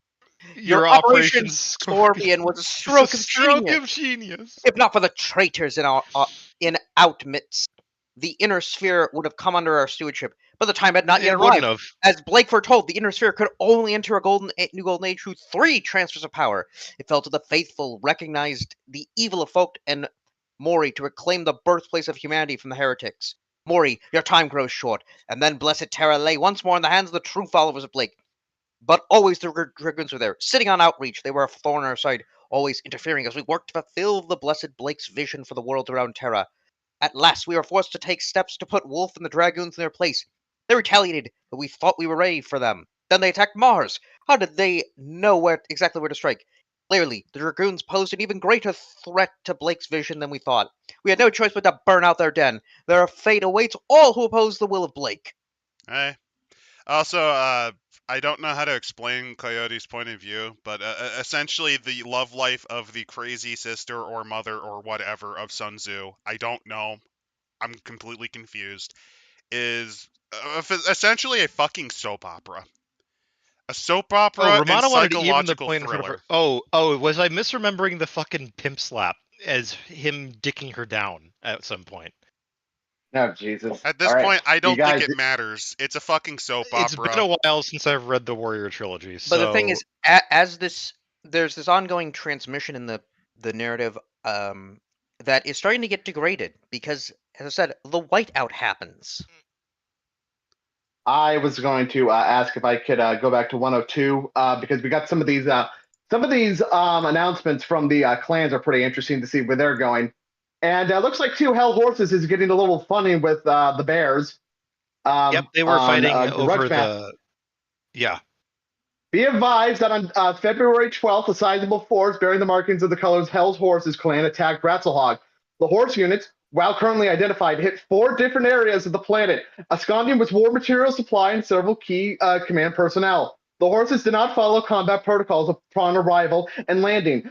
Though they did abide by the ritual combat of Zelbrun, unfortunately, Star Captain Jack lost his duel with an enemy Thunder Stallion and was taken along with several other members of its command staff. Their current status is unknown, though their codex have not been terminated. All units of the Baritona within 4 jumps of Razhog are to go into hide alert and be prepared for other possible horse strikes. Watch agents are being reassigned to the asses. This latest aggression for the horses, and where the horses currently have their base of operations. So the reprisals may be considered by the Sakon. Hey. Sock on these nuts. That's kind of how I feel whenever I think about the clans, honestly. Oh, and the Jade Falcon Watch reports too that since the time General of the Armies Adam Steiner has tried in vain to keep the LAF together, but with several HP relays offline. Coordinates have been slow. Only in Ark Royal Theater does there seem to be some cohesion. Still, most likely from the Kells and their free birth occur. So our good friend from the hit TV show, Adam Steiner and pals, is currently in the midst of the jihad. I wonder this is how he actually becomes the Archon of the Commonwealth, is partially his performance during the jihad. Somebody has to take charge. Yes. I mean, it's split apart, so they need a new Archon. And clearly, they invaded my home planet. Yes, they did. Well, not directly, but they did. So he is like something like 15th in line for the throne at the time of Battletech, like the clan invasion. And in that meantime, a bunch of others in that line of the Steiner line have either died, been disinherited, gone crazy. So he's like the best option there is, arguably speaking, to become the next head of the alliance. But you don't understand, due to the corruption, they want the relative who went crazy and literally counts things in chicken nuggets because he's gone senile. It is our guess that under the guise we of gotta mercenary give him and jelly shipping, beans to keep him from sundowning. General Stidern's moving parts and garrison units deeper into the alliance in order to bring together a task force that will go after Word of Blake in retaliation for hitting Tharkad. His partly attempts to disguise these movements is mark of a desperate man. It is our recommendations that if the cons wish to strike out in the larger holdings, now is the time to do it. Attach the relevant files, and we will determine the appropriate targets for attack. Jade Falcon being classy as always. Well, the Jade Falcon sees an opportunity and they take it. That's just classic Jade Falcon. I just now envision, you turn your back on Jade Falcon, they will try to fucking jump you the first chance they get. Wait a minute, That's since just they're Jade all Falcon. descended from military, here's the thing. The file attached and message ends. I like the idea that they actually just think that if you just write file attached, it just attaches the images. Oh yeah, do you want military the worst part about intelligence this? is not very smart, so I could see them fucking up. You know the worst part about this is, though? That they start to sprinkle actual game information shit in the middle of the book. Correct. Well, yeah, this is why I rate this book pretty Blake low. Ascending was actually two books. It's the Dawn of the Jihad and then Jihad Hotspots 3070. Which, by the way, is an improvement. But they couldn't have they couldn't have reformatted it. Like, and this whole section, I would have been fine if they just made two shorter books, to be honest. Well, they did. No, but like not in one piece.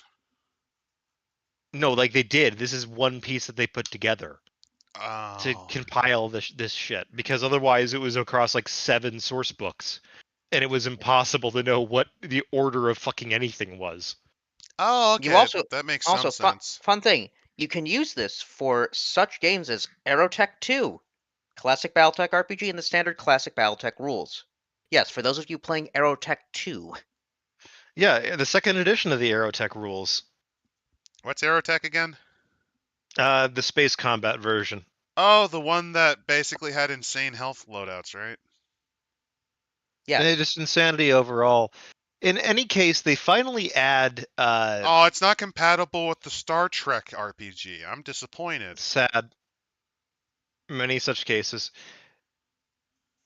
In any case, though, when you're looking through like the next section, this is just the start of the jihad that took an entire fucking book.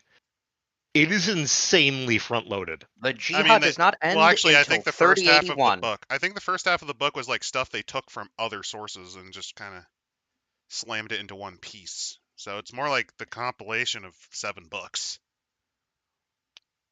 It's more that they have to do in media res to explain the timeline, because the jihad, to do the damage that it does, has to happen in a certain point, but then also has to recover enough that it's like been 40 years. Look, the planning behind this is that I like that it took about 15 years to put down the Word of Blake. Oh yeah, no, it took 15 years to put them down because they're spread across a huge fucking area of space. 68 to 81. Roughly, I mean, the last holdouts probably held out a bit longer, and depending on who you ask, there's probably still a bunch out there, hidden in secret bases or some shit. Knowing Catalyst Game Labs, I'm sure the return of Blake will happen, and they're going to come with the ComStar League, the Minnesota Tribe, and those weird little bird aliens. I mean, that would be fantastic. You're shit posting, but 2 out of those 3 would be a funny return to form. And then they bring back the thing they did for Dark Age that Whiz Kids did. They just come back all of a sudden too. The Republic of the Sphere. And here, of the Sphere, it all comes back. And leading from the outer periphery, a Stefan Amaris clone. You know, you're shitting. You're shitting, but that actually happened in one of the books. Yeah. No, actually, the real funny thing would have been another clan wolf split off. No, no, he's Stefan Amaris, but he's leading the home clans, the Wolf Reforged. Oh God! But the next section, the Jihad Hotspots, it's around page 164. So we're just skipping all 30 pages. Got it. Exactly, because that's gameplay, and we're not here for games. We're here for more. Fantastic. It's just sucks. chaos But campaign guys, rules. But guys, You're I not want to talk missing about anything. I bought strategic operations, guys, at my local bookstore for $20. I don't I care. even got tactical operations. Guys, We I want to don't talk care. my strategy. It's gonna be my awesome campaign I'm making. Good. I got the book with so many fucking alternative rules. You've got charts for charts. I'm gonna say And then that they this do the book revelation right now that, oh is- yeah, Thomas Merrick isn't really Thomas Merrick. He's a replacement brainwashed by the word of Blake. The real Thomas Merrick is actually the part of the word of Blake. Don't question it. This book is like a kidney stone. Well, It that should be had already mentioned been. too. It should be mentioned. Merrick has had a horrible history with defecting to the word of Blake over the Free Worlds League. This has happened before numerous fucking times. Over to ComStar, yes, they've had a close relationship with ComStar for a long time. By the way, that whole plot idea of Thomas Merrick being a fake Merrick has been around since the early 90s. That's a long-running plot thread that had been built up for a long time, implying that ComStar was controlling him. The problem is I don't have any context for that, so it just does not mean shit at all for me. Right. Thomas Merrick is... The funniest thing is that Thomas Merrick, the fake Thomas Merrick, is arguably the best Captain General the Free Worlds League had in like 50 years. Like, not even joking.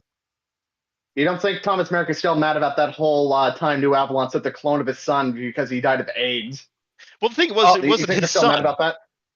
It wasn't his son, though, because that was the fake Thomas Merrick that did that. That's how they discovered that he was a fake Thomas Merrick. Yeah, so I will say here is that...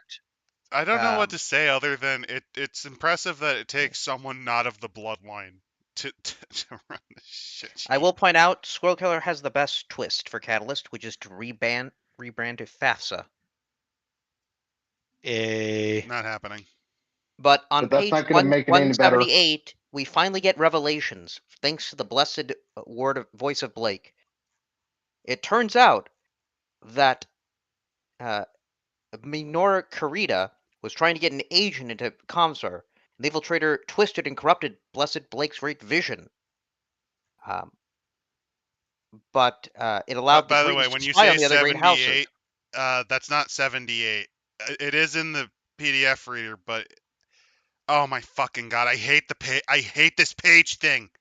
Ah. The bitter truth is that Sharlar Mori, ComStar's so-called Primus, is that Karita agent. Yep. And of course, want to know the entire reason why Operation Scorpion failed? Because Hans Davian was reading their mail, and the Karitans had an inside agent on the board of ComStar. Oh, that's true? Yes, that's Mori. And that's also, completely true. Yeah, and also, it turns out that Anastasius Vogt is Frederick Steiner. Yes, this was not common knowledge. This was the exact opposite of common knowledge. It was one of the closely held secrets of ComStar. Not many people knew that. It was no coincidence that Vogt Steiner chose Victor Steiner Davian to succeed him as Presenter Marshal. Victor, seduced by Ami Karita and with blood ties to Frederick, was easily persuaded to aid the coordinator by using his influence over his siblings. And Victor was forced to therefore dethrone the bitch and replace her with the easily controlled Yvonne and Peter. Even the Free Worlds League was not spared. After the bomb that killed Captain General Janos Merrick in 3035, everyone believed his son Thomas Merrick had died. Months later, Merrick reappeared, scarred but alive. Who would have expected the bizarre reality that this was not Merrick? And Sharlar Mori had substituted a double, an easy task with reconstructive surgery. Where's the proof, you may ask? Presenter Demona Aziz knew the truth, but lacked the evidence. Instead, she fled to Terra to keep Jerome Blake's vision alive. After years of painstaking investigation, we have proof. The thing is, they're not lying about most of that. Most of what they're saying is completely true. Especially the part about the Victor Steiner Davian having yellow fever. I like how they just said that. Yeah. They are completely correct. It's like when Francis E. Deck was talking about how the fucking courtroom judge's wife kept trying to seduce him. Yes. That's how crazy this shit reads. By the way, Ricky Rackets, the Rail King, also did that. In fact, crazies think alike. Let's see. From Coyote, great thing about the Jihad is this is when the writers started to lean into the whole these are in universe books, so what you read might not be true. I mean, yeah, but they have a definitive timeline in these. It turns out Falk is not actually Steiner. He's of Kerensky blood. I don't know. No. No. What it might not be true. Like a lot of it is internal propaganda, yeah, but there's a timeline of actual events that happened that are recorded. Don't get me wrong. The details can be murky. Don't get me wrong. The first booklet doing that makes perfect sense. The other books that I actually kind of also am iffy on, which include the Clan and Tribe books for World of Darkness, they do the same sort of thing. This in the universe depiction, yeah. And that's the thing. I either get into it or I don't. And since I don't have any of the, I have barely any context for any of this. Nah, just bounced right off. I'm just going to tell you this: it's not going to get any better. These are arguably the weakest books of the BattleTech line because they don't have the. It's a confusing, jumbled mess, and that's by intention. But the problem with that is that even when it's by intention, it's intentional it's a pain shit in the ass to read. It's intentionally shit. Cool. I hate you more because you made it shit on purpose. I hate when people try to defend that stuff. I like how it's confusing because it's like real life, Adam. It's like the fog of war. We currently don't know whether or not the Ukraine or the Russians are winning the war right now. We don't know what's going on. And all there is just people shitposted online. I loathe do they even exist? Where they try on purpose to make it bad. Confusing. I want to state this, and I will state this right off the bat. This is the best solution they had to the problem of the jihad. I will be honest. There is a better way to do this. You know what it is called? It is called the Horus Heresy, in which you, for about 12 years or so, or even I think 14. You have to understand there was zero desire to write novels set in the jihad by Whiz kids. They skipped over it completely. Oh god, it should be mentioned too. Like the whole concept of classic BattleTech, that was at their fucking whims too. They're like, oh fine, we'll get these peasants that want to use this inferior system instead of the glorious hero click system. Didn't they weren't they bullied into it because their sales did like shit? Basically, this was a Hail Mary style of thing of like, we've been talking about this and we've given no information about this. 60-year stretch between the start of our timeline and the rest of it. How did we get to the point where there's a Republic of the Sphere? We mentioned the jihad, we don't give any details. What actually happened? Who is Devlin Stone? What the fuck is this shit? Adam, there is a reason why it's so much of a clusterfuck. Like, why is everything happening? It's because WizKids said, all right, listen up. All BattleTech products relating to the classic BattleTech rule set can't go beyond the Dark Ages. So basically, they were forced to do that because they couldn't write further. They literally had to cram everything and wrap up plot lines, supposedly within this time frame, because that's all that WizKids gave them. It goes a little further than that, and I've said that. No, or you could just do what they fucking did when they released the Black Dog book. Just retcon that shit and actually rework it. BattleTech it prides itself on not doing retcons if possible. Cool. This is one of those times where you have to suck it up and eat the L and do it.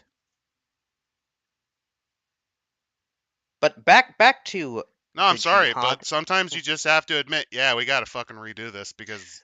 Yeah, the problem is that they had just released a bunch of there had been a bunch of novels for the Dark Ages for a long time. Like that's the problem. That's to go back in time. It's like a Star Wars sequel situation. You really can't retcon it right now because there's so much shit that's been made now that's hard to kind of reverse course. It's not only hard to reverse course. There's actually a decent desire not to reverse course for various reasons. Namely, remember. No, they still didn't have control over the creative direction yet. They didn't until the most current era of BattleTech. It was all WizKids' shit. They assigned all of that. And it gets to the point where you can't ignore the jihad. It has to have happened. But the solution they gave didn't really satisfy everyone, which is we're not going to go into exquisite detail on everything, because if we did, it would look real shit, because we've got to have a convoluted ending to this. There's a specific time frame where it can happen, and there's a specific time frame that it has to be done, and on top of that there has to be specific winners and losers and specific results. Making that work and look good is impossible, because you have to explain why all of a sudden within a certain amount of time there has been a massive demilitarization of the inner sphere, combined with a new state forming, combined with this this new state managing to convince everyone else to disarm. Wait, they actually did that? Yes. Yeah, the Republic of the Sphere basically convinced most most of the greater powers to basically disarm, because they needed a setup for the Dark Ages to have the Mad Max aesthetic. And they have to go back and retroactively justify all of that. Or you just wait until WizKids loses the license and then just pull a Terminator Dark Fate and just fucking... I mean, But time they travel doesn't could, exist in this. but time travel doesn't exist in this. Not how And it on works. top of that, they have to work with this. And do you want to introduce time travel? I would be terrified if the clans got a hold of time travel. Well, there was that one book in the role-playing game. You are aware I'm talking about out of media, right? Yes. You could, since you now have full control, just... And sometimes it's better just to do that. I'll pull a Kathleen Kennedy is what you're saying? We don't have any source material. Right. While you guys are being intentionally dense, I'm going to get something more difficult to drink because this book is a fucking mess. Yes, no, seriously. I know what you're saying. You're basically saying just ignore it and like start over again is what you're saying. That's what I said by Kathleen Kennedy. Yeah, the problem with doing that is you get the result of the Kathleen Kennedy. By the time that Catalyst gets control over, the story, it's already at the end of the Dark Ages. To just toss roughly after what was it, almost nearly a decade of no new Battletech content out, the last 5 to 10 years before that of what content there was counterproductive in the extreme. I mean, they absolutely could have, but they absolutely could have, but why would they? To do a reset, but well, given how relatively unpopular the WizKid stuff was, it wasn't really that profitable anyway. No, but they don't want to do the same thing that WizKids did and toss out all the lore and the build up and do a time skip, because that worked out like shit last time, so they don't want to do that. Yes, they did. They did a time skip. That's what the fucking Dark Ages was. They skipped the entire jihad. It's just mentioned. There's no details. It took until these books for us to know beyond the very vague basics of what happened.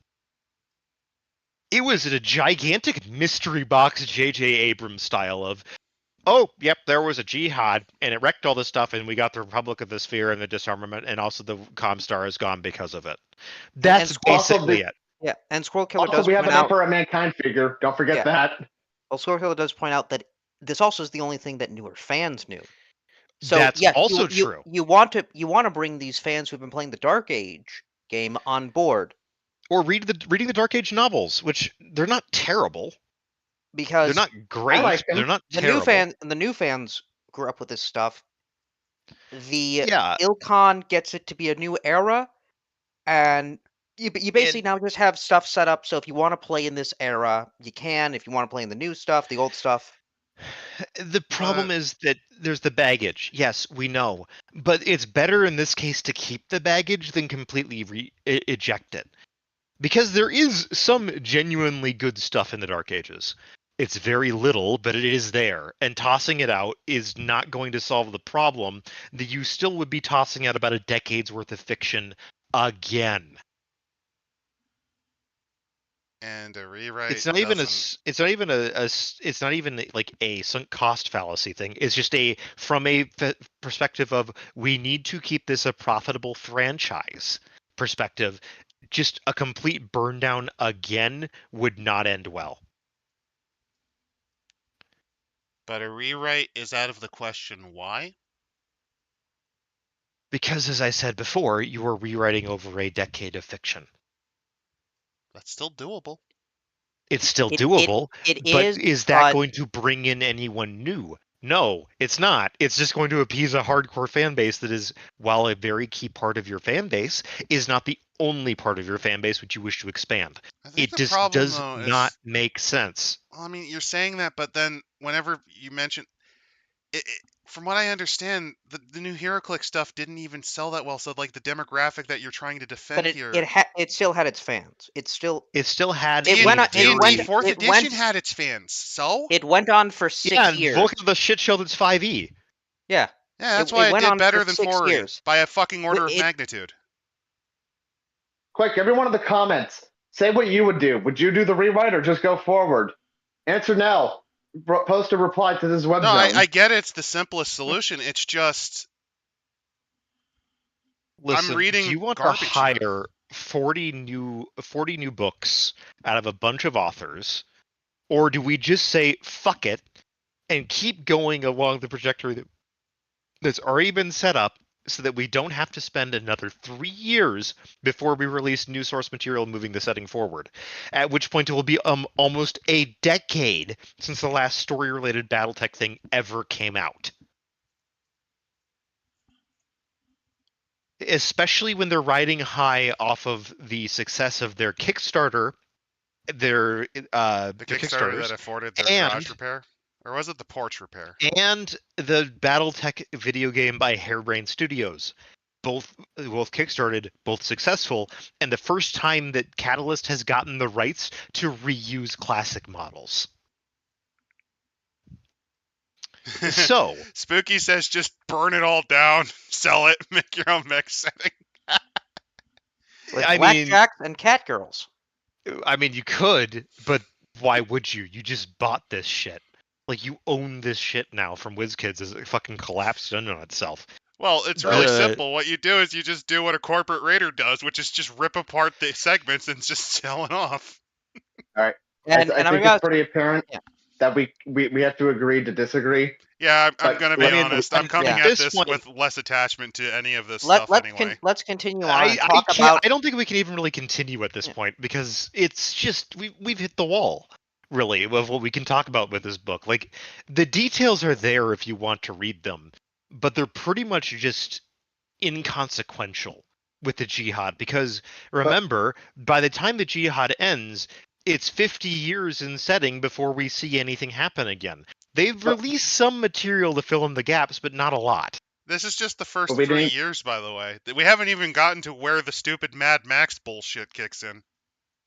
We didn't even get to the part 2 in the timeline where it's like, yeah, Fetson's commandos are literally sending in small mech units into the Draconis Combine in order to get like fucking POWs that are that are in the Draconis March.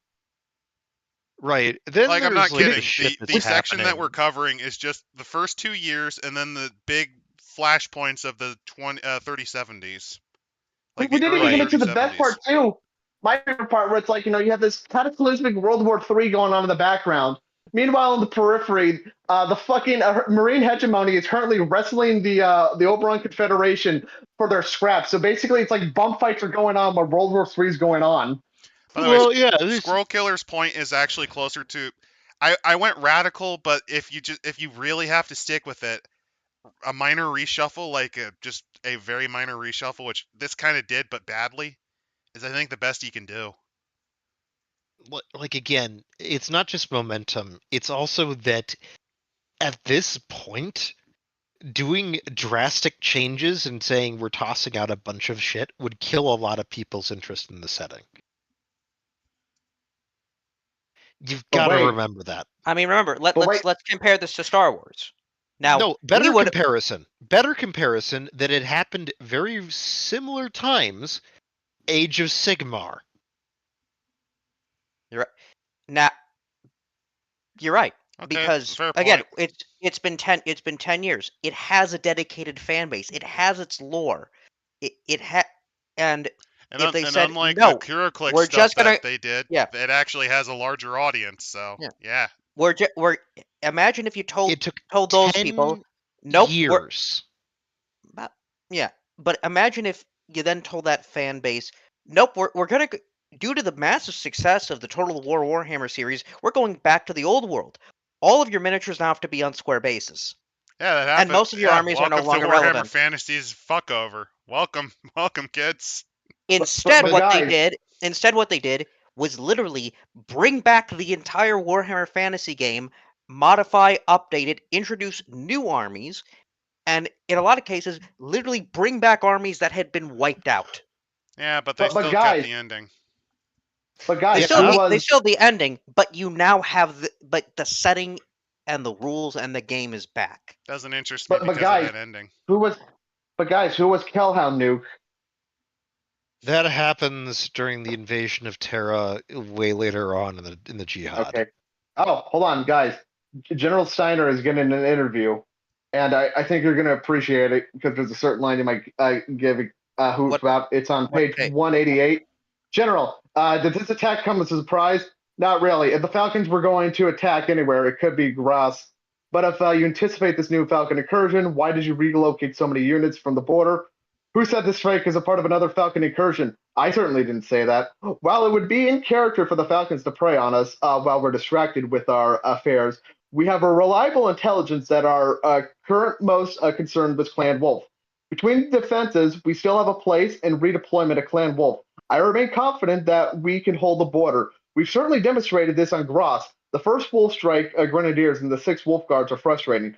Quite successfully, the efforts of the 1st Falcon Strike Cluster and the 8th Talent Cluster, as soon as the Conkel's Golden Kest makes landfall, I'm certain control of Gross will be reestablished. Are you confident in your assessment that the Falcons are focusing on Vlad's Wolves? Steiner, information is ammunition. He said the line!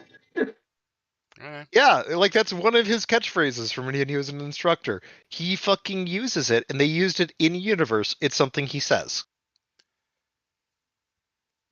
Like, here's the thing. I'm just coming at this because I'm not as attached to this sort of stuff. Like, let's be honest. There's a reason I got these 3 to cover this with me. They're the ones that do most of the lifting. To be fair, Gloranta's not my thing either. I would certainly react the same way you do. Yeah, like, here's the thing. I'm more interested in the earlier stuff anyway, so that's why I'm just kind of coming at this from, this is such a shit show. Why do you think the Kickstarter are focused on that shit? Like, that's what the Kickstarters have focused on, is the earlier eras of Battletech before the Jihad, because the Jihad is this major epic-defining event that, because of the way it was implemented, is divisive to this very day. So, like, yeah, the Ilclan era at least has some appeal to me in terms of, like, all right, let's see all the new toys and how they stack up. I mean, I like it more than the demilitarized Mad Max bullshit you explained. I didn't know it went that way. Yeah, I had no clue that's how dumb it got. Yeah, the HeroClix game was really fucking stupid, and they had to retroactively make all of those designs they included into it tabletop compatible. I'm going to be frank, you know what would have been a smarter idea than to start with this? You should have shown me one of the HeroClix books. There really aren't any. Let's just say the fighting got so desperate. One of the most used power armors on all sides of the conflict was an import from the fucking Marine hegemony. Yes, the Marauder battle armor. And the Ravager. The Ravager battle armor, yeah. There's also what's called retro tech. Basically put, the Jihad hit manufacturing capabilities bad enough that people started making mass-produced, downgraded versions of standard battle mechs using primitive armor technology. Basically the sort of shit that you would slap onto a modern combat vehicle. Oh, we got the coat cages? Kinda, yeah. Like, now, mind you, some of these RetroTech designs aren't terrible because they were basically just like, we have these old manufacturing plans laying around. We can quickly spin up a production line on this shit and get it to work because it's not very advanced technology. It's very simple. We can get it working because we need bodies for the front. We need war machines that can actually go out there. And most of these designs are lighter in scale anyway, so it was easier to make them. Which is why we got shit like Reunification Wars era, like battle axes and the Tauros and shit like that coming out. And mind you, that's entirely because of these books. The writers decided that, fuck it, we're going to bring in a bunch of old shit because at this point, why the fuck not? Also, it fits the Mad Max theme because Witness Me, and like at this point, what do you have? Yeah, you have Ted in his shed in the North England planet. That's what you got. Right. I will admit the concept though of like irregular units using forestry mechs was pretty cool to me. No, it's a good concept. It's a good concept for regular warfare. Yeah, it was happening in the Jihad all the time. It happened before then too. Yeah, it's been a common part of the Battletech setting since the beginning of like people using improvised war machines. Periphery planets often would use them because they couldn't either they didn't have the mechanical base or they couldn't afford the exports. So yeah, I would say my biggest problem with WizKids. The one thing I don't like about WizKids is just the models. They went so fucking blocky. Oh god, because that's cheaper. It's cheaper to make them blocky. It's cheaper to make it. And it cuts with the aesthetic. Some of the designs they also have just look so bad. They're trying to do this. Atlas. The Atlas looks like a fucking burn victim. The Atlas 3 is not the worst offender. I would look at the Clan Jade Falcon mechs and go like, I see the aesthetic they were going for. What you don't like the totemic? You don't like the totemic mech of the Jade Hawk? The Jade Hawk is one of the few where I'm genuinely like, yeah, I can see Clan Jade Falcon making this. It looks unhinged as fuck. You know what you must do? Chat, you have to give us links to amazing hero clicks in our Discord, which is linked in the description. I want to see how bad the hero click stuff is. Oh, they make refits of the Vulture and the Black Hawk that look nothing like them, have barely any weaponry in common, and look like garbage. I'm going to be honest. If you show me them, you know what I'll say? You know, honestly, I get why they just want to skip ahead. Hail the ill climb period. If it's that bad, I'll probably go, yeah. It's pretty bad. Now, some of the designs from the HeroClix game are stated as like refits of older designs, and some of them are actually pretty good. The idea too of like using industrial mechs as impromptu fighting machines. I mean, that was a thing since early on. So that's been a thing since early on. It's been like a thing in the lore for forever. It's going to be what you use. But this is the time too where we can finally use this shit. Right. Mind you, the rules have been around to use those for a while, but like this is the time period. I have another question. Since they're building up for another big event because they've revived the thing with the Ill Clan. When's the part where they go through the 5th nuking and they're just reduced to like they're just reduced to wearing scraps and throwing rocks at each other and calling them mechs? That's not going to happen. The general assumption right now is that they've backed off from some of their early statements about the Ill Clan era because they were considering, like I said, a massive time leap forward about 100 years so they could just wipe the slate clean. Then they realized that was really stupid and they backed away that would be as bad as doing the rewrite, yeah. Yeah, it's just like a fucking Dark Age. What are you? That's why they were. Because they were like, "This is so. We don't want to do more Dark Age stuff. It's been a nightmare." But then they realized going 100 years ahead of a clan, like the clan, Ill Clan taking over the sphere, then falling apart, would be just as bad and just as senseless. I would argue, it would be worse because it's the second time they did it. Exactly. At least with the rewrite, you could take the stuff from the previous build that was good that people consistently like. That was my logic. Like you take the parts that work, and then like you do your new thing, and then occasionally increment. Like it wasn't something I'd expect to take, instantly. It's something you do over time. So, are we even going to do a Dark Age discussion? Because it sounds like Adam's just fucking out. There are some. Oh no, I would love to see terrible. I would love to see the terrible stuff for that. There are. I think that would give me more perspective on why they just tried the best they could and just ignoring it afterwards. Because I really want to talk about Jason Bannon and how much of a funny guy that guy was.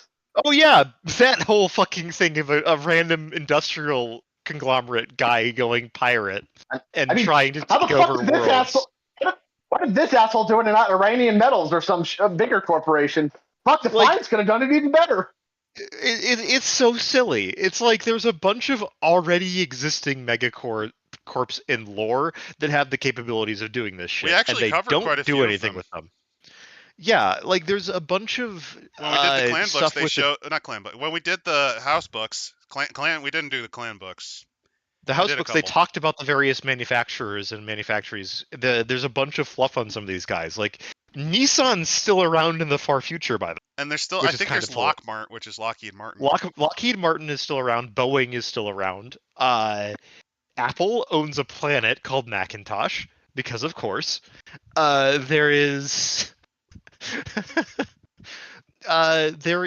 a few other kind of like I think Rheinmetall. Still around, and they produce artillery now for mechs, like the guns for mechs. Yeah, like there's a bunch of like Browning is still around as a company, maybe. It depends. I know there's a lot of interesting companies. Mauser of all companies is still around. Fucking Mauser. Yeah. They made the standard infantry rifle for the Star League. I'm not even kidding here. I mean, that's a nod to the Gewehr rifles being pretty good. Right. It's a little flashback thing. Also, think about it like this: it actually is a nod to how the Gewehr rifle's one of the most exported rifles, like the 88 in particular. Was the 88, the Mauser Action basically became the standard infantry rifle design for the entire planet outside of France and Britain. Including the Springfield Armory Model 03, which actually had the Germans file a lawsuit in the United States. It's a copy of the Mauser. It's a copy of the Mauser Action. To get back to the insanity, this asshole basically launches an attack on what is basically the UN of Battletech at the time. Oh yeah, and his wife is also the goddess for the thuggies. Don't ask. Oh, and it's Liao. Yeah. Look, fantastic. The early Dark Ages is this wild ass time period that has Stark hyperspace war energy from Star Wars. Yes. By the way, where did he go after the Dark Ages? Yeah, we don't know. He got on a plane somewhere. We haven't seen his since. He didn't even bother. Went back to his home planet. It's like we don't want to talk about this guy. We really don't. To be fair, I'll say this. It's one of those things where it's like, you can make a campaign about what happened to this motherfucker, and you find him in the ditch behind the Denny's. No. You see him. He's created another army of ragtag mercenaries and pirates, and is trying to, take over a small tri-state area on Terra. I don't know. I got something really good. Okay, hear me out. This is also how you bring back the Word of Blake. He shows back up with the cargo cultist interpretation. World. They're the children of the Word of Blake cultists that escaped. So they have no understanding of tech other than just the basics. I mean, they mention one of the big things that's mentioned in currently that's a problem for the Wolf Empire. Cavemen. The problem for the Wolf Empire is neo-Blakeist uprisings and terrorist groups. I want to note that the Word of Blake still has shooters after they nuked and gassed large sections of planets. They deserved it.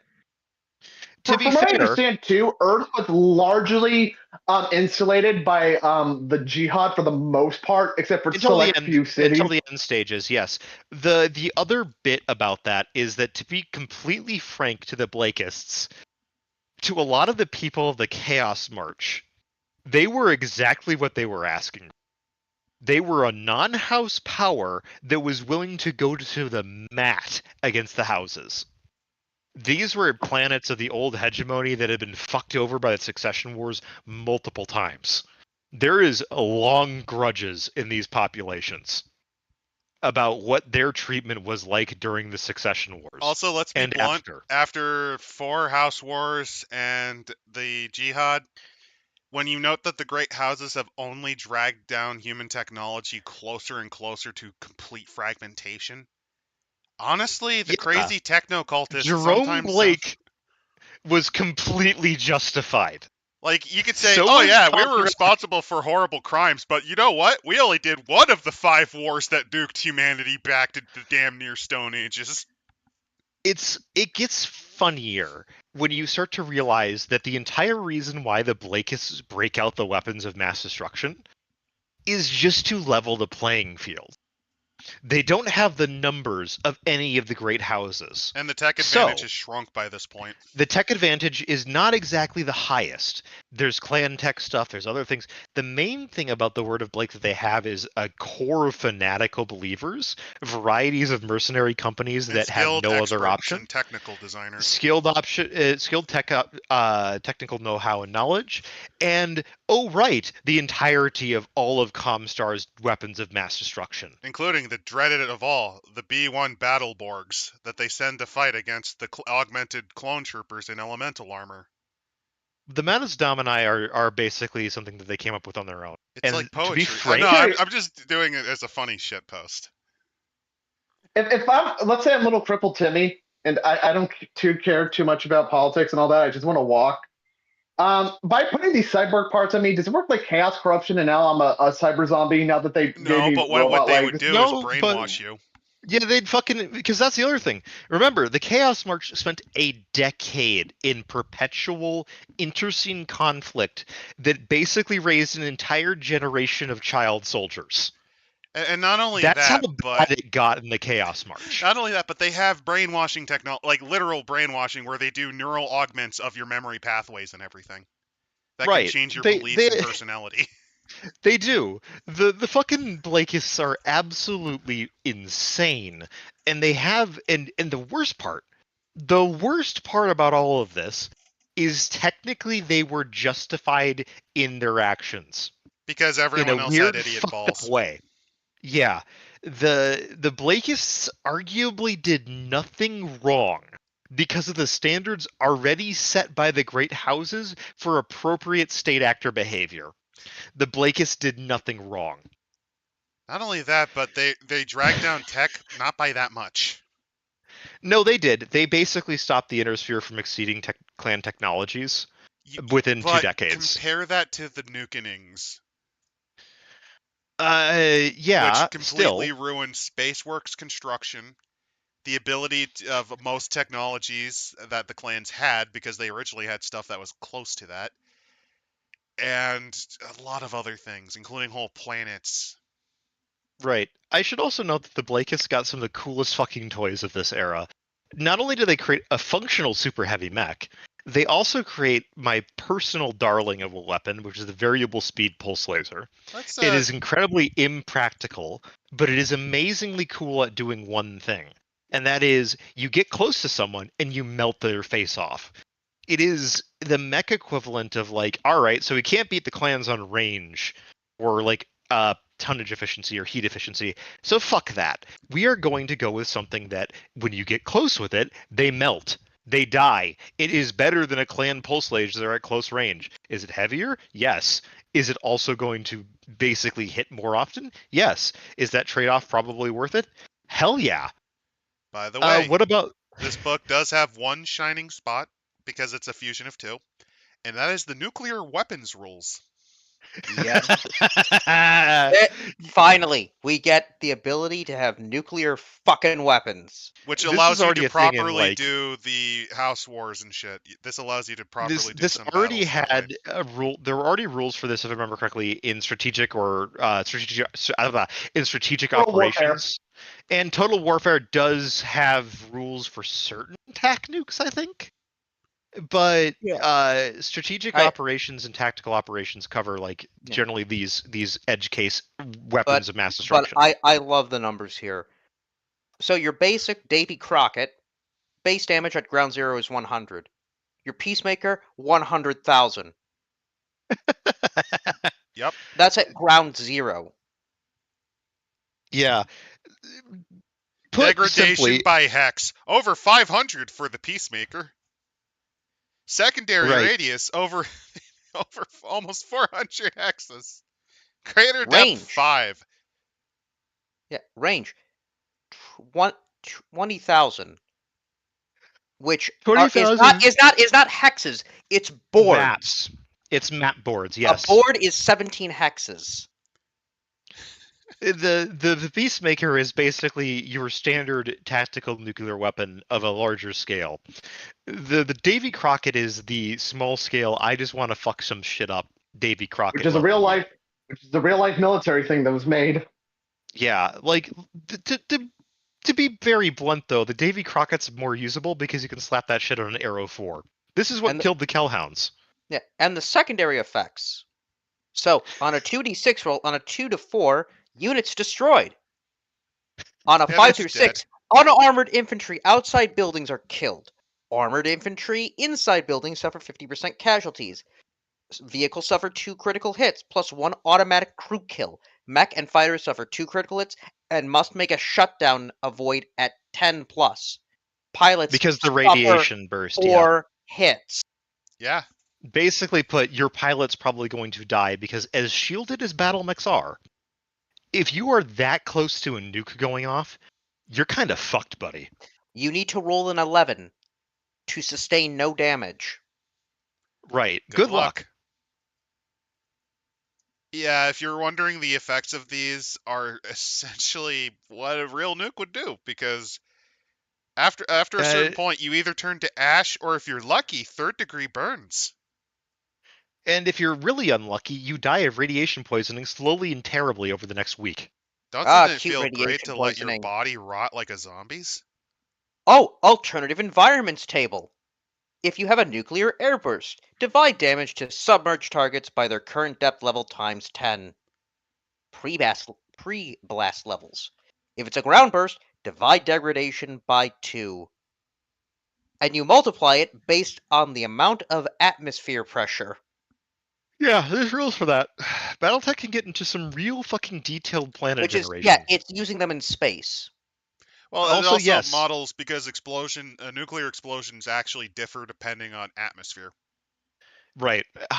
Thicker your atmosphere, the more it's going to do, because it's displacing more volume of shit. So the blast wave's going to be bigger and hit harder.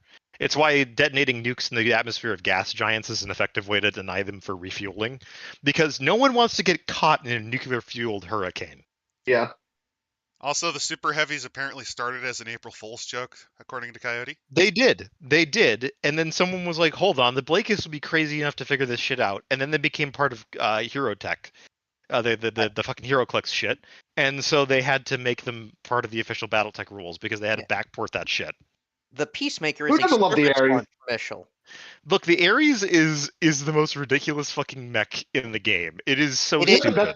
Wait, I like the Peacemaker silo may not be mounted by any vessel and is considered a level 3 building. Right. It must be located a 3 sub-level to reflect an underground silo. If it is destroyed before it can fire, or the missile is destroyed by taking more than 100 points of damage, it's considered harmless. It's a surface-to-surface. It can travel 144 boards and has a maximum range of, again, 20,000 boards, which is and it's a minimum range. It's a fucking ICBM. I kind of like that as an idea for a mission you can do. Oh yeah, no, like if you're on some periphery world and they've got a fucking strategic nuclear weapon, your mercenary company has been hired specifically to go down and deal with it. Yeah, it's like a tiny warlord stole several Torian Concord nukes. Now you're getting it, Adam. Dude, to stop the nuclear apocalypse. The reason why this is so much of a clusterfuck is because this is basically an excuse for saying, why are your dudes fighting the other dudes? I remember when I was playing Mega Mech with Tech Priest for the first time, when he was introducing me to the setting, like one of just the configurations was just like, I took like a smorgasbord of shit, and I basically just ruled like, I was just like a World of Blake protectorate, just basically rising the fuck up, and he was just some no-name mercenary unit there to clean him up, and that shit was fun. Yeah, like that's the thing about this era of BattleTech though. I know a lot of people hate the Jihad. I kind of like it. Here's my thing with it. I actually hate the Dark Age more than this, but that's just because from a story point of view, it is responsible for this really shittily formatted book because this is apparently the best they could have done. Like, here's the thing about the Jihad. I disagree on that being the best they can do, but that's fine. They have to just move on. And apparently it was written when they still didn't have the rights, so fair enough. They didn't have control of the IP. I didn't have that as the concept when I was shitting on this.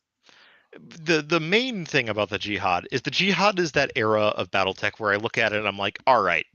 So here's where you get a bunch of inner sphere technology that can outdo clan tech in certain areas in certain fields. The clanners don't get access to stuff like MMLs.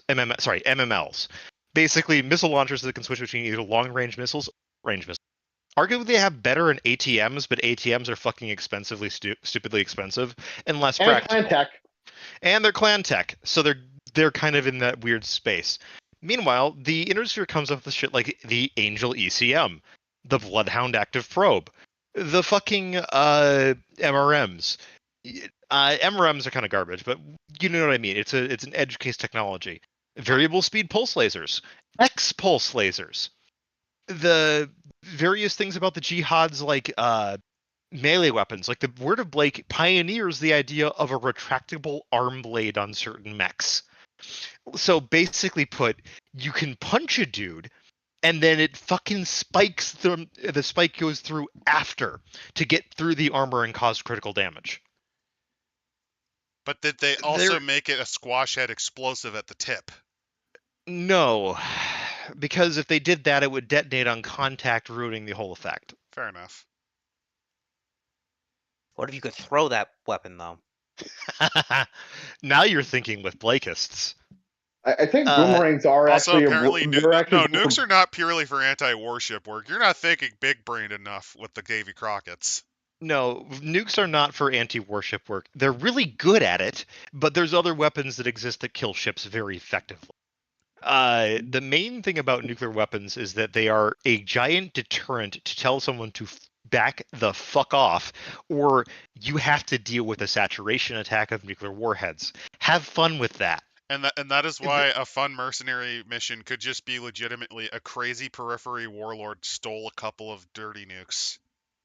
Or made them. Right. You don't know which these missiles incoming have the actual nuclear warheads on them. Or if they're not incoming. All. No, you're supposed to, because you were hired by insert house here or insert periphery power, because this dude is crazy and has threatened to use these to attack the capital of the nearby planet to begin a push. Dude's nuts. And on top of that, he's threatened to use it to basically glass his own planet in a fucking Samson option, where it just collapses in on itself. So you're hired in to stop it by busting the missile silos. So you have to do missions, like a couple of them, and failure indicates that, yeah, your unit gets wiped here because he begins the nuking in that area. And I mean, it goes further into this era. They also of include the SM-1 tank destroyer and its Condor hover tank. I love this bullshit. The Condor is such a blocky piece of shit. I know. The best part is too. I love the attached missile launchers on it. If I remember correctly, the Condor is the heaviest you can go when it comes to hovercraft tanks, right? About, yeah. I just love that it's they 100 attached tons, missile yes. launchers on top of it, and it has that kind of round tower that you see in some early tanks. Right. There's some fun Jihad era designs. There's a lot of fun Jihad era tech. Hey, and it's some the of Ocelot. It's flying. Again, you can say, well, you're just interested in the toys, and I'm like, yeah, it's a war game. That's why the Jihad's fun. There's an excuse for everyone to fight everyone because of the absolute insanity that is going on during the Jihad. Like, this section is the best part of the book. I'm sorry. Yeah, like the Ocelot, for example. It's like, all right, so what is this fucking thing? Wow. It's like it has lasers. It has a fuck off laser, some light probe thing. Yeah, this is oh fuck, we need to rebuild our goddamn our Tumen as a clan because we got kicked out of clan space. So that's what this is. The idea is like, all right, let's make a light mech based around the heavy large laser. That is really stupid, but it works out kind of okay in terms of it's functional. I think my favorite shit post, by the way, is that it just also has jump jets, so you could try a backflip and just blast them. Do like stunts with it. Yeah. And pocket warships. Pocket warships are great. Spicy eggs. The spicy egg. Basically put, it doesn't have an actual jump drive. It's just a drop ship with a lot of guns on it. Thus, pocket warship. And yeah, I know. And also, no shit, Coyote. When they use nukes, of course the other guys are going to respond back with nukes. This is Battletech. They did that 4 previous times. Right. I will say though that the SM-1 tank destroyer is a hilarious vehicle. It's all right. It can really get the job done. I'll say that. The cockpit actually reminds me of there's like a Star Wars vehicle that I saw in the Tartakovsky Clone Wars that looks like that. Yeah, not perfectly because it's more lopsided. It only had the one. Like it's clearly different, but it might have been inspired by this. Wait, the dual which one? Bubble Are you referring the well, remember in the multimedia project where they have the IG robots with lances? With the SAHAPT. It's an artillery one. It was in episode 2. Yeah, that's what it reminds me of. I mean, not perfectly because it's lopsided in terms of its design, but it has that energy to it. Right. I mean, it's a 50-ton hover tank that goes pretty fast. Ultra autocannon. Really 20. fast, actually. It goes 812. Jesus Christ. Ultra autocannon 20 because fuck you, and 4 light machine guns to tell unarmored infantry to fuck off. This thing's funny for me. It's quite funny. And of course, the nickname is the Suicide Machine 1. That sounds about right. I mean, the SM-1, yeah, Suicide Machine 1. Of course it would get that nickname, because look at this fucking thing. Armor? Armor's actually pretty decent. Not great, but pretty decent. The main thing, though, is Ultra Autocannon 20. No case, but it is clans, so that doesn't really matter. And a bunch of machine guns, which is if you run out of ammunition, you're kind of boned, but like you've got 30 shots of AC-20 Ultra AC-20 ammo, so that's 15 rounds of combat. So you've got about 3 minutes worth of firing, and then you're zippy enough that you could probably fall back if you don't get blasted. Right, it's fast as fuck. I just wanted to say, going back to the Ocelot, I'm looking at its stat loadouts here, and you can fire all 2 of the ER medium lasers and the heavy laser, and only and that you'll still be heat neutral if you do that. If you don't move that, if you just walk that round. Yeah, right, it's surprisingly not efficient. Bad. It's pretty efficient. There's a version of it with an ERPPC, which is much more expensive. But the baseline one is like, hey, it's a clan mech. It's gonna be expensive. It's the nature of these things. If anything, this is the ultimate guerrilla mech. Now that I'm thinking about it. Not really. There are much better mechs for that. This is solid at what you want it to do. It's pretty maneuverable. It's not too slow. I want a light mech. I want a light mech that hits hard and moves fast. Survival is optional. Yeah, it ain't bad. The heavy large laser is certainly a choice with jump jets, though. I mean, I guess if you're okay with taking a -3 to hit. No, think about it like this. Oh, sorry, a +3 to hit. Use the big fuck off laser to propel yourself upward further because of the photonic energy on the thin atmosphere planet with low gravity.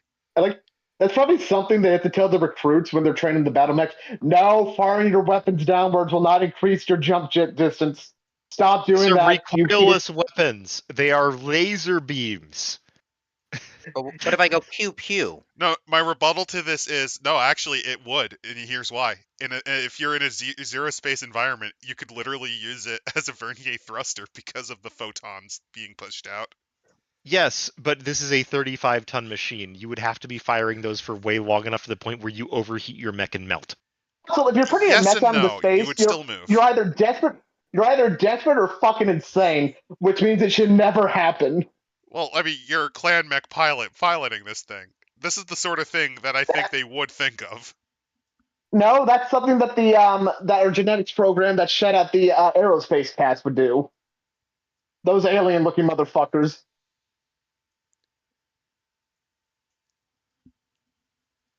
I just realized I think it might have a Gundam. It might have like a Gundam or a Gym arm attached to it. I mean, that's sort of the baseline arm. I know. It's just I'm like, it's a nice little moment. It's a nice little arm. It's again, it's a light mech. I'm not expecting amazing art for a light mech, especially this era. Like I love Plog to death, but like, good lord. They have the Well, I Q like ship. him. He's the little assault, the little mech that could. The Tharkad class battle cruiser. Yep, full-on battle cruiser. Have fun with that. For those 5 of you that actually play the aerospace combat rules and space combat stuff, here's your statistics.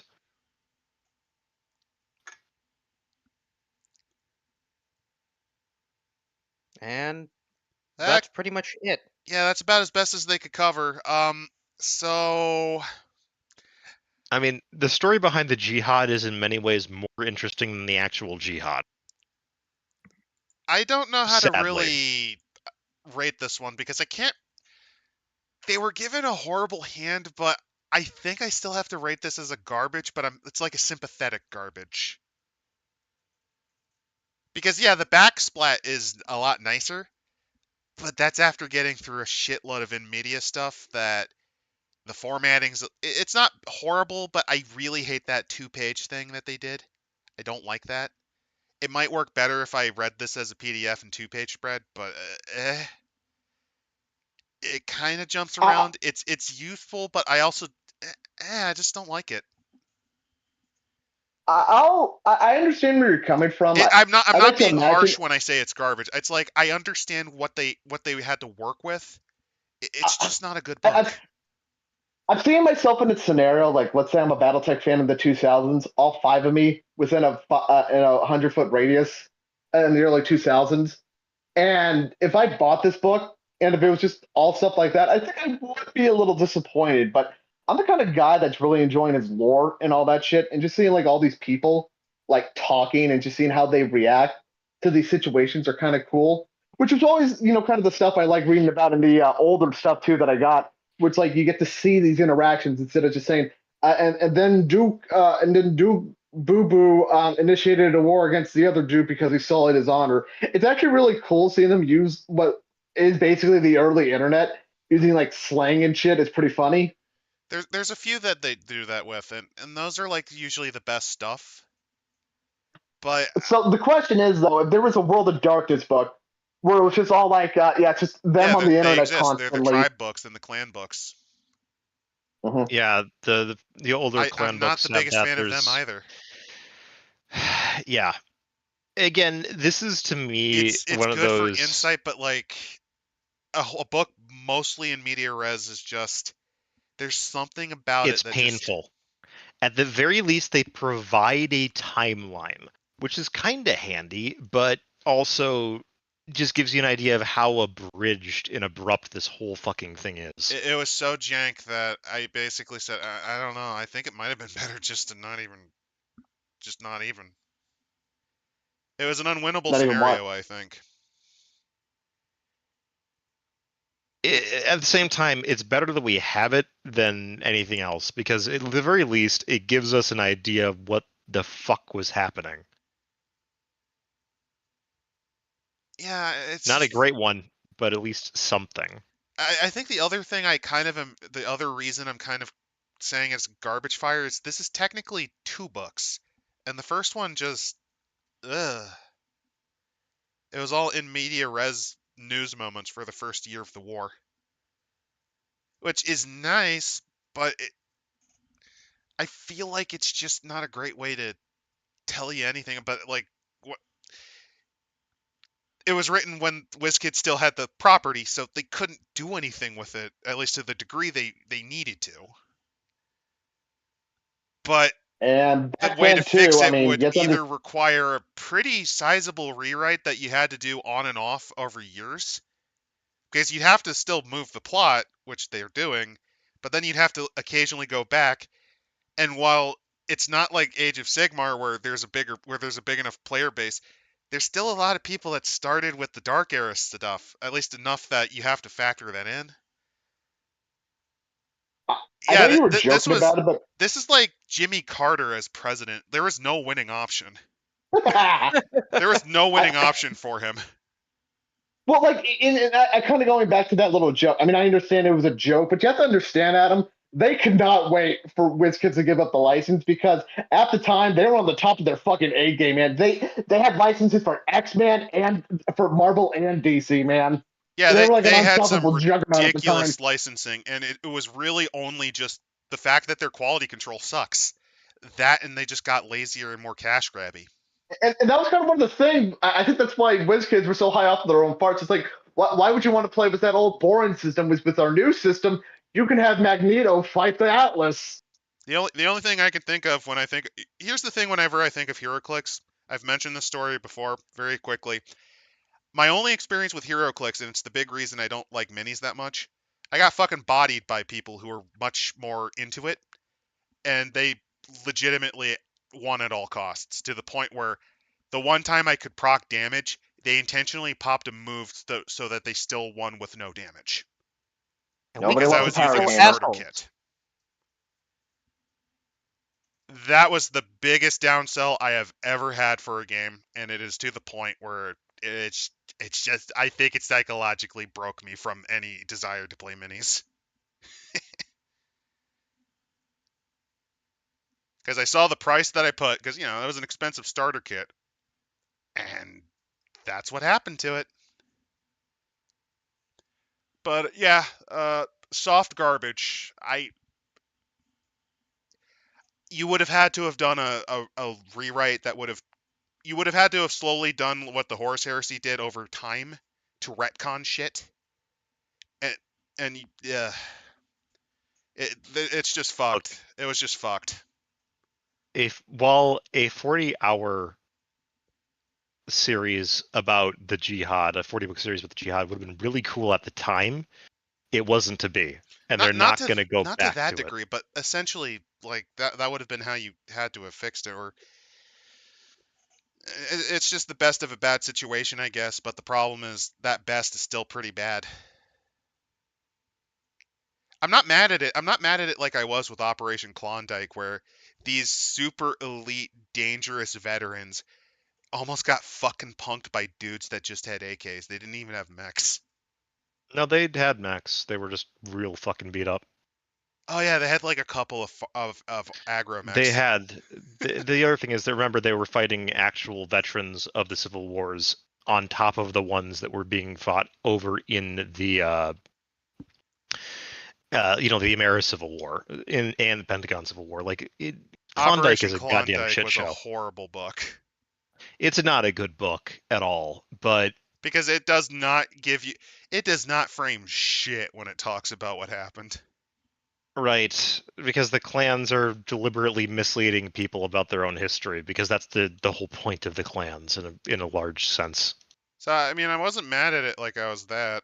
I just kind of went, oh god. I think all it does is make me go, wow, the Dark Ages demilitarization thing was pretty stupid. And it's like, oh, right, all the industrial sectors got hit, and we had to fight a 15-year war against some of the most fanatical fucking assholes known to mankind. They fought a war with the IT guys, and they lost, essentially. I mean, yeah, they beat them, but at what cost? Everything. So, yeah, I did link to a copy of this book, because I do at least like the back half a little more, since it's framed a bit better, it uses less in media res, and again, that's where all the toys were. But, I personally just don't recommend this. It's nice to know, but it's not worth it. We learned an important lesson today. Today we learned WizKids sucks. and that it's never a good idea to piss off a paramilitary military organization like Scientology, or they're going to launch a war of aggression and start turning us all into cyborg zombies. And sometimes you're just in a losing scenario, and you just kind of have to pick the best of a bad situation. Because again, they actually explain in the beginning of the book, which we didn't really cover, that they had to essentially stitch together what the original FASA guys were doing, and then they had to try to figure out like what the conditions had to be, and even then, they still didn't have full control over anything. So this was something that had to be written, but it was destined to suck. It was just kind of destined to suck a bit. And blow. Listen, it got us the Celestial Omnimex, so I can't be that mad. It gave us the Suicide Machine, which I like. Yeah. The Ocelot's also pretty nice. Kind of reminds me of a headless Starscream. I thought you said it reminded you of a young strapping man in the Russian jungle practicing his revolver skills, like you. No. Overall, I think one of the things that you have to have in frame of mind is you have to be both familiar with, well, the Dark Eras to kind of get an understanding of what this is like, just to kind of get a comparison. And it does also rely too on the whole idea of like knowing what the fuck Battletech is.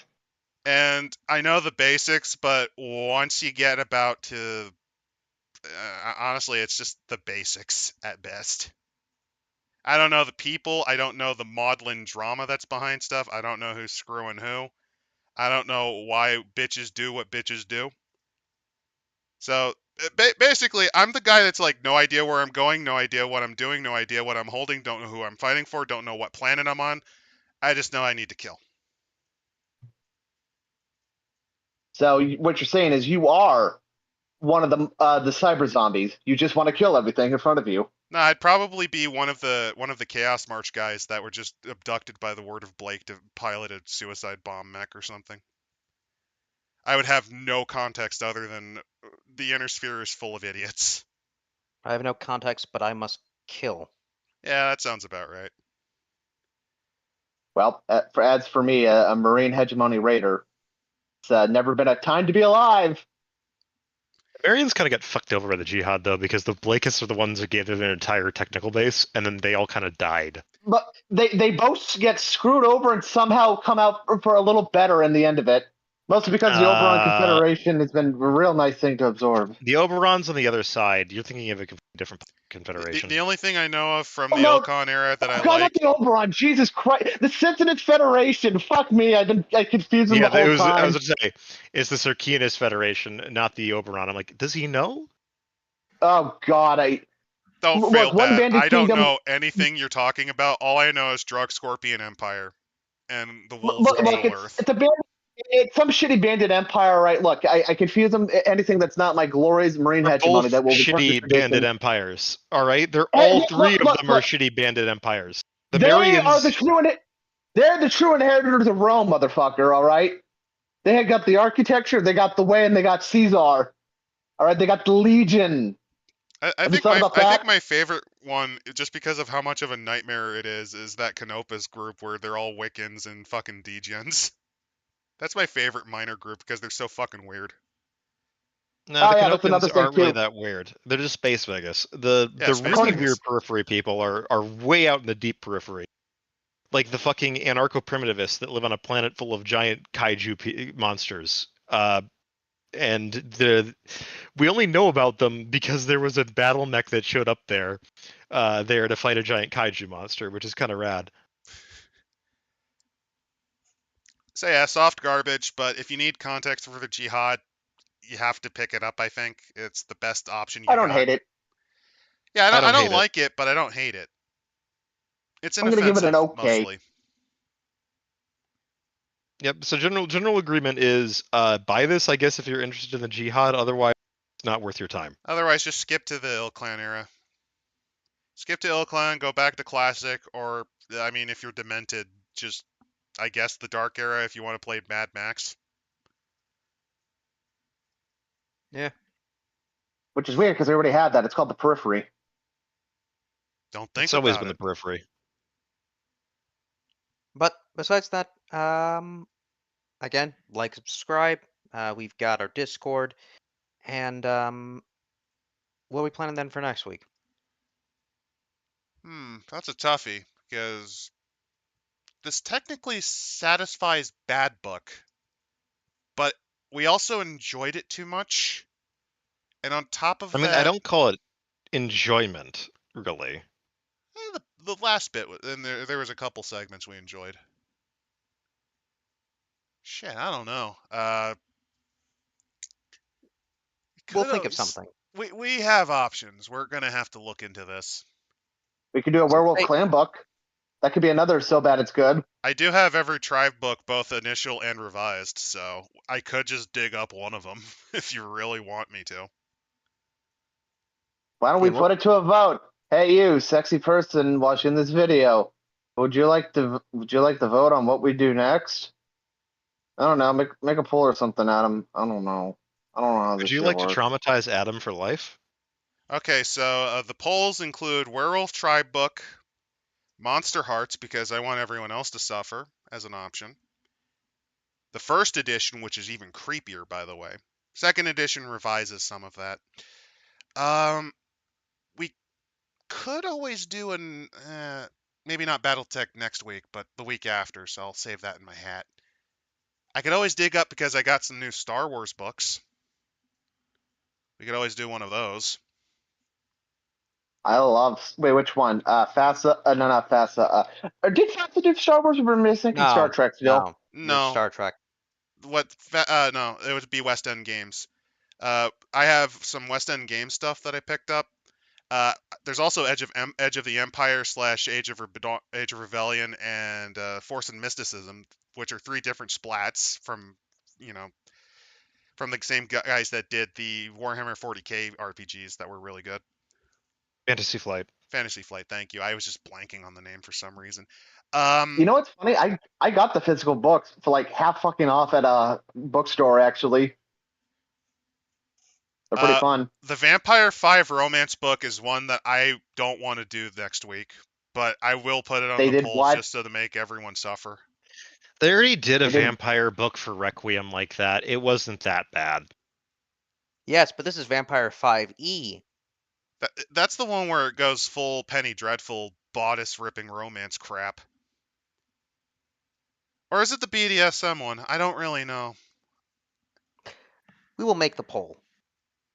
Remember, everyone, there's a 50% chance if you play a World of Darkness game, rape is going to occur, whether it be on your character or yourself.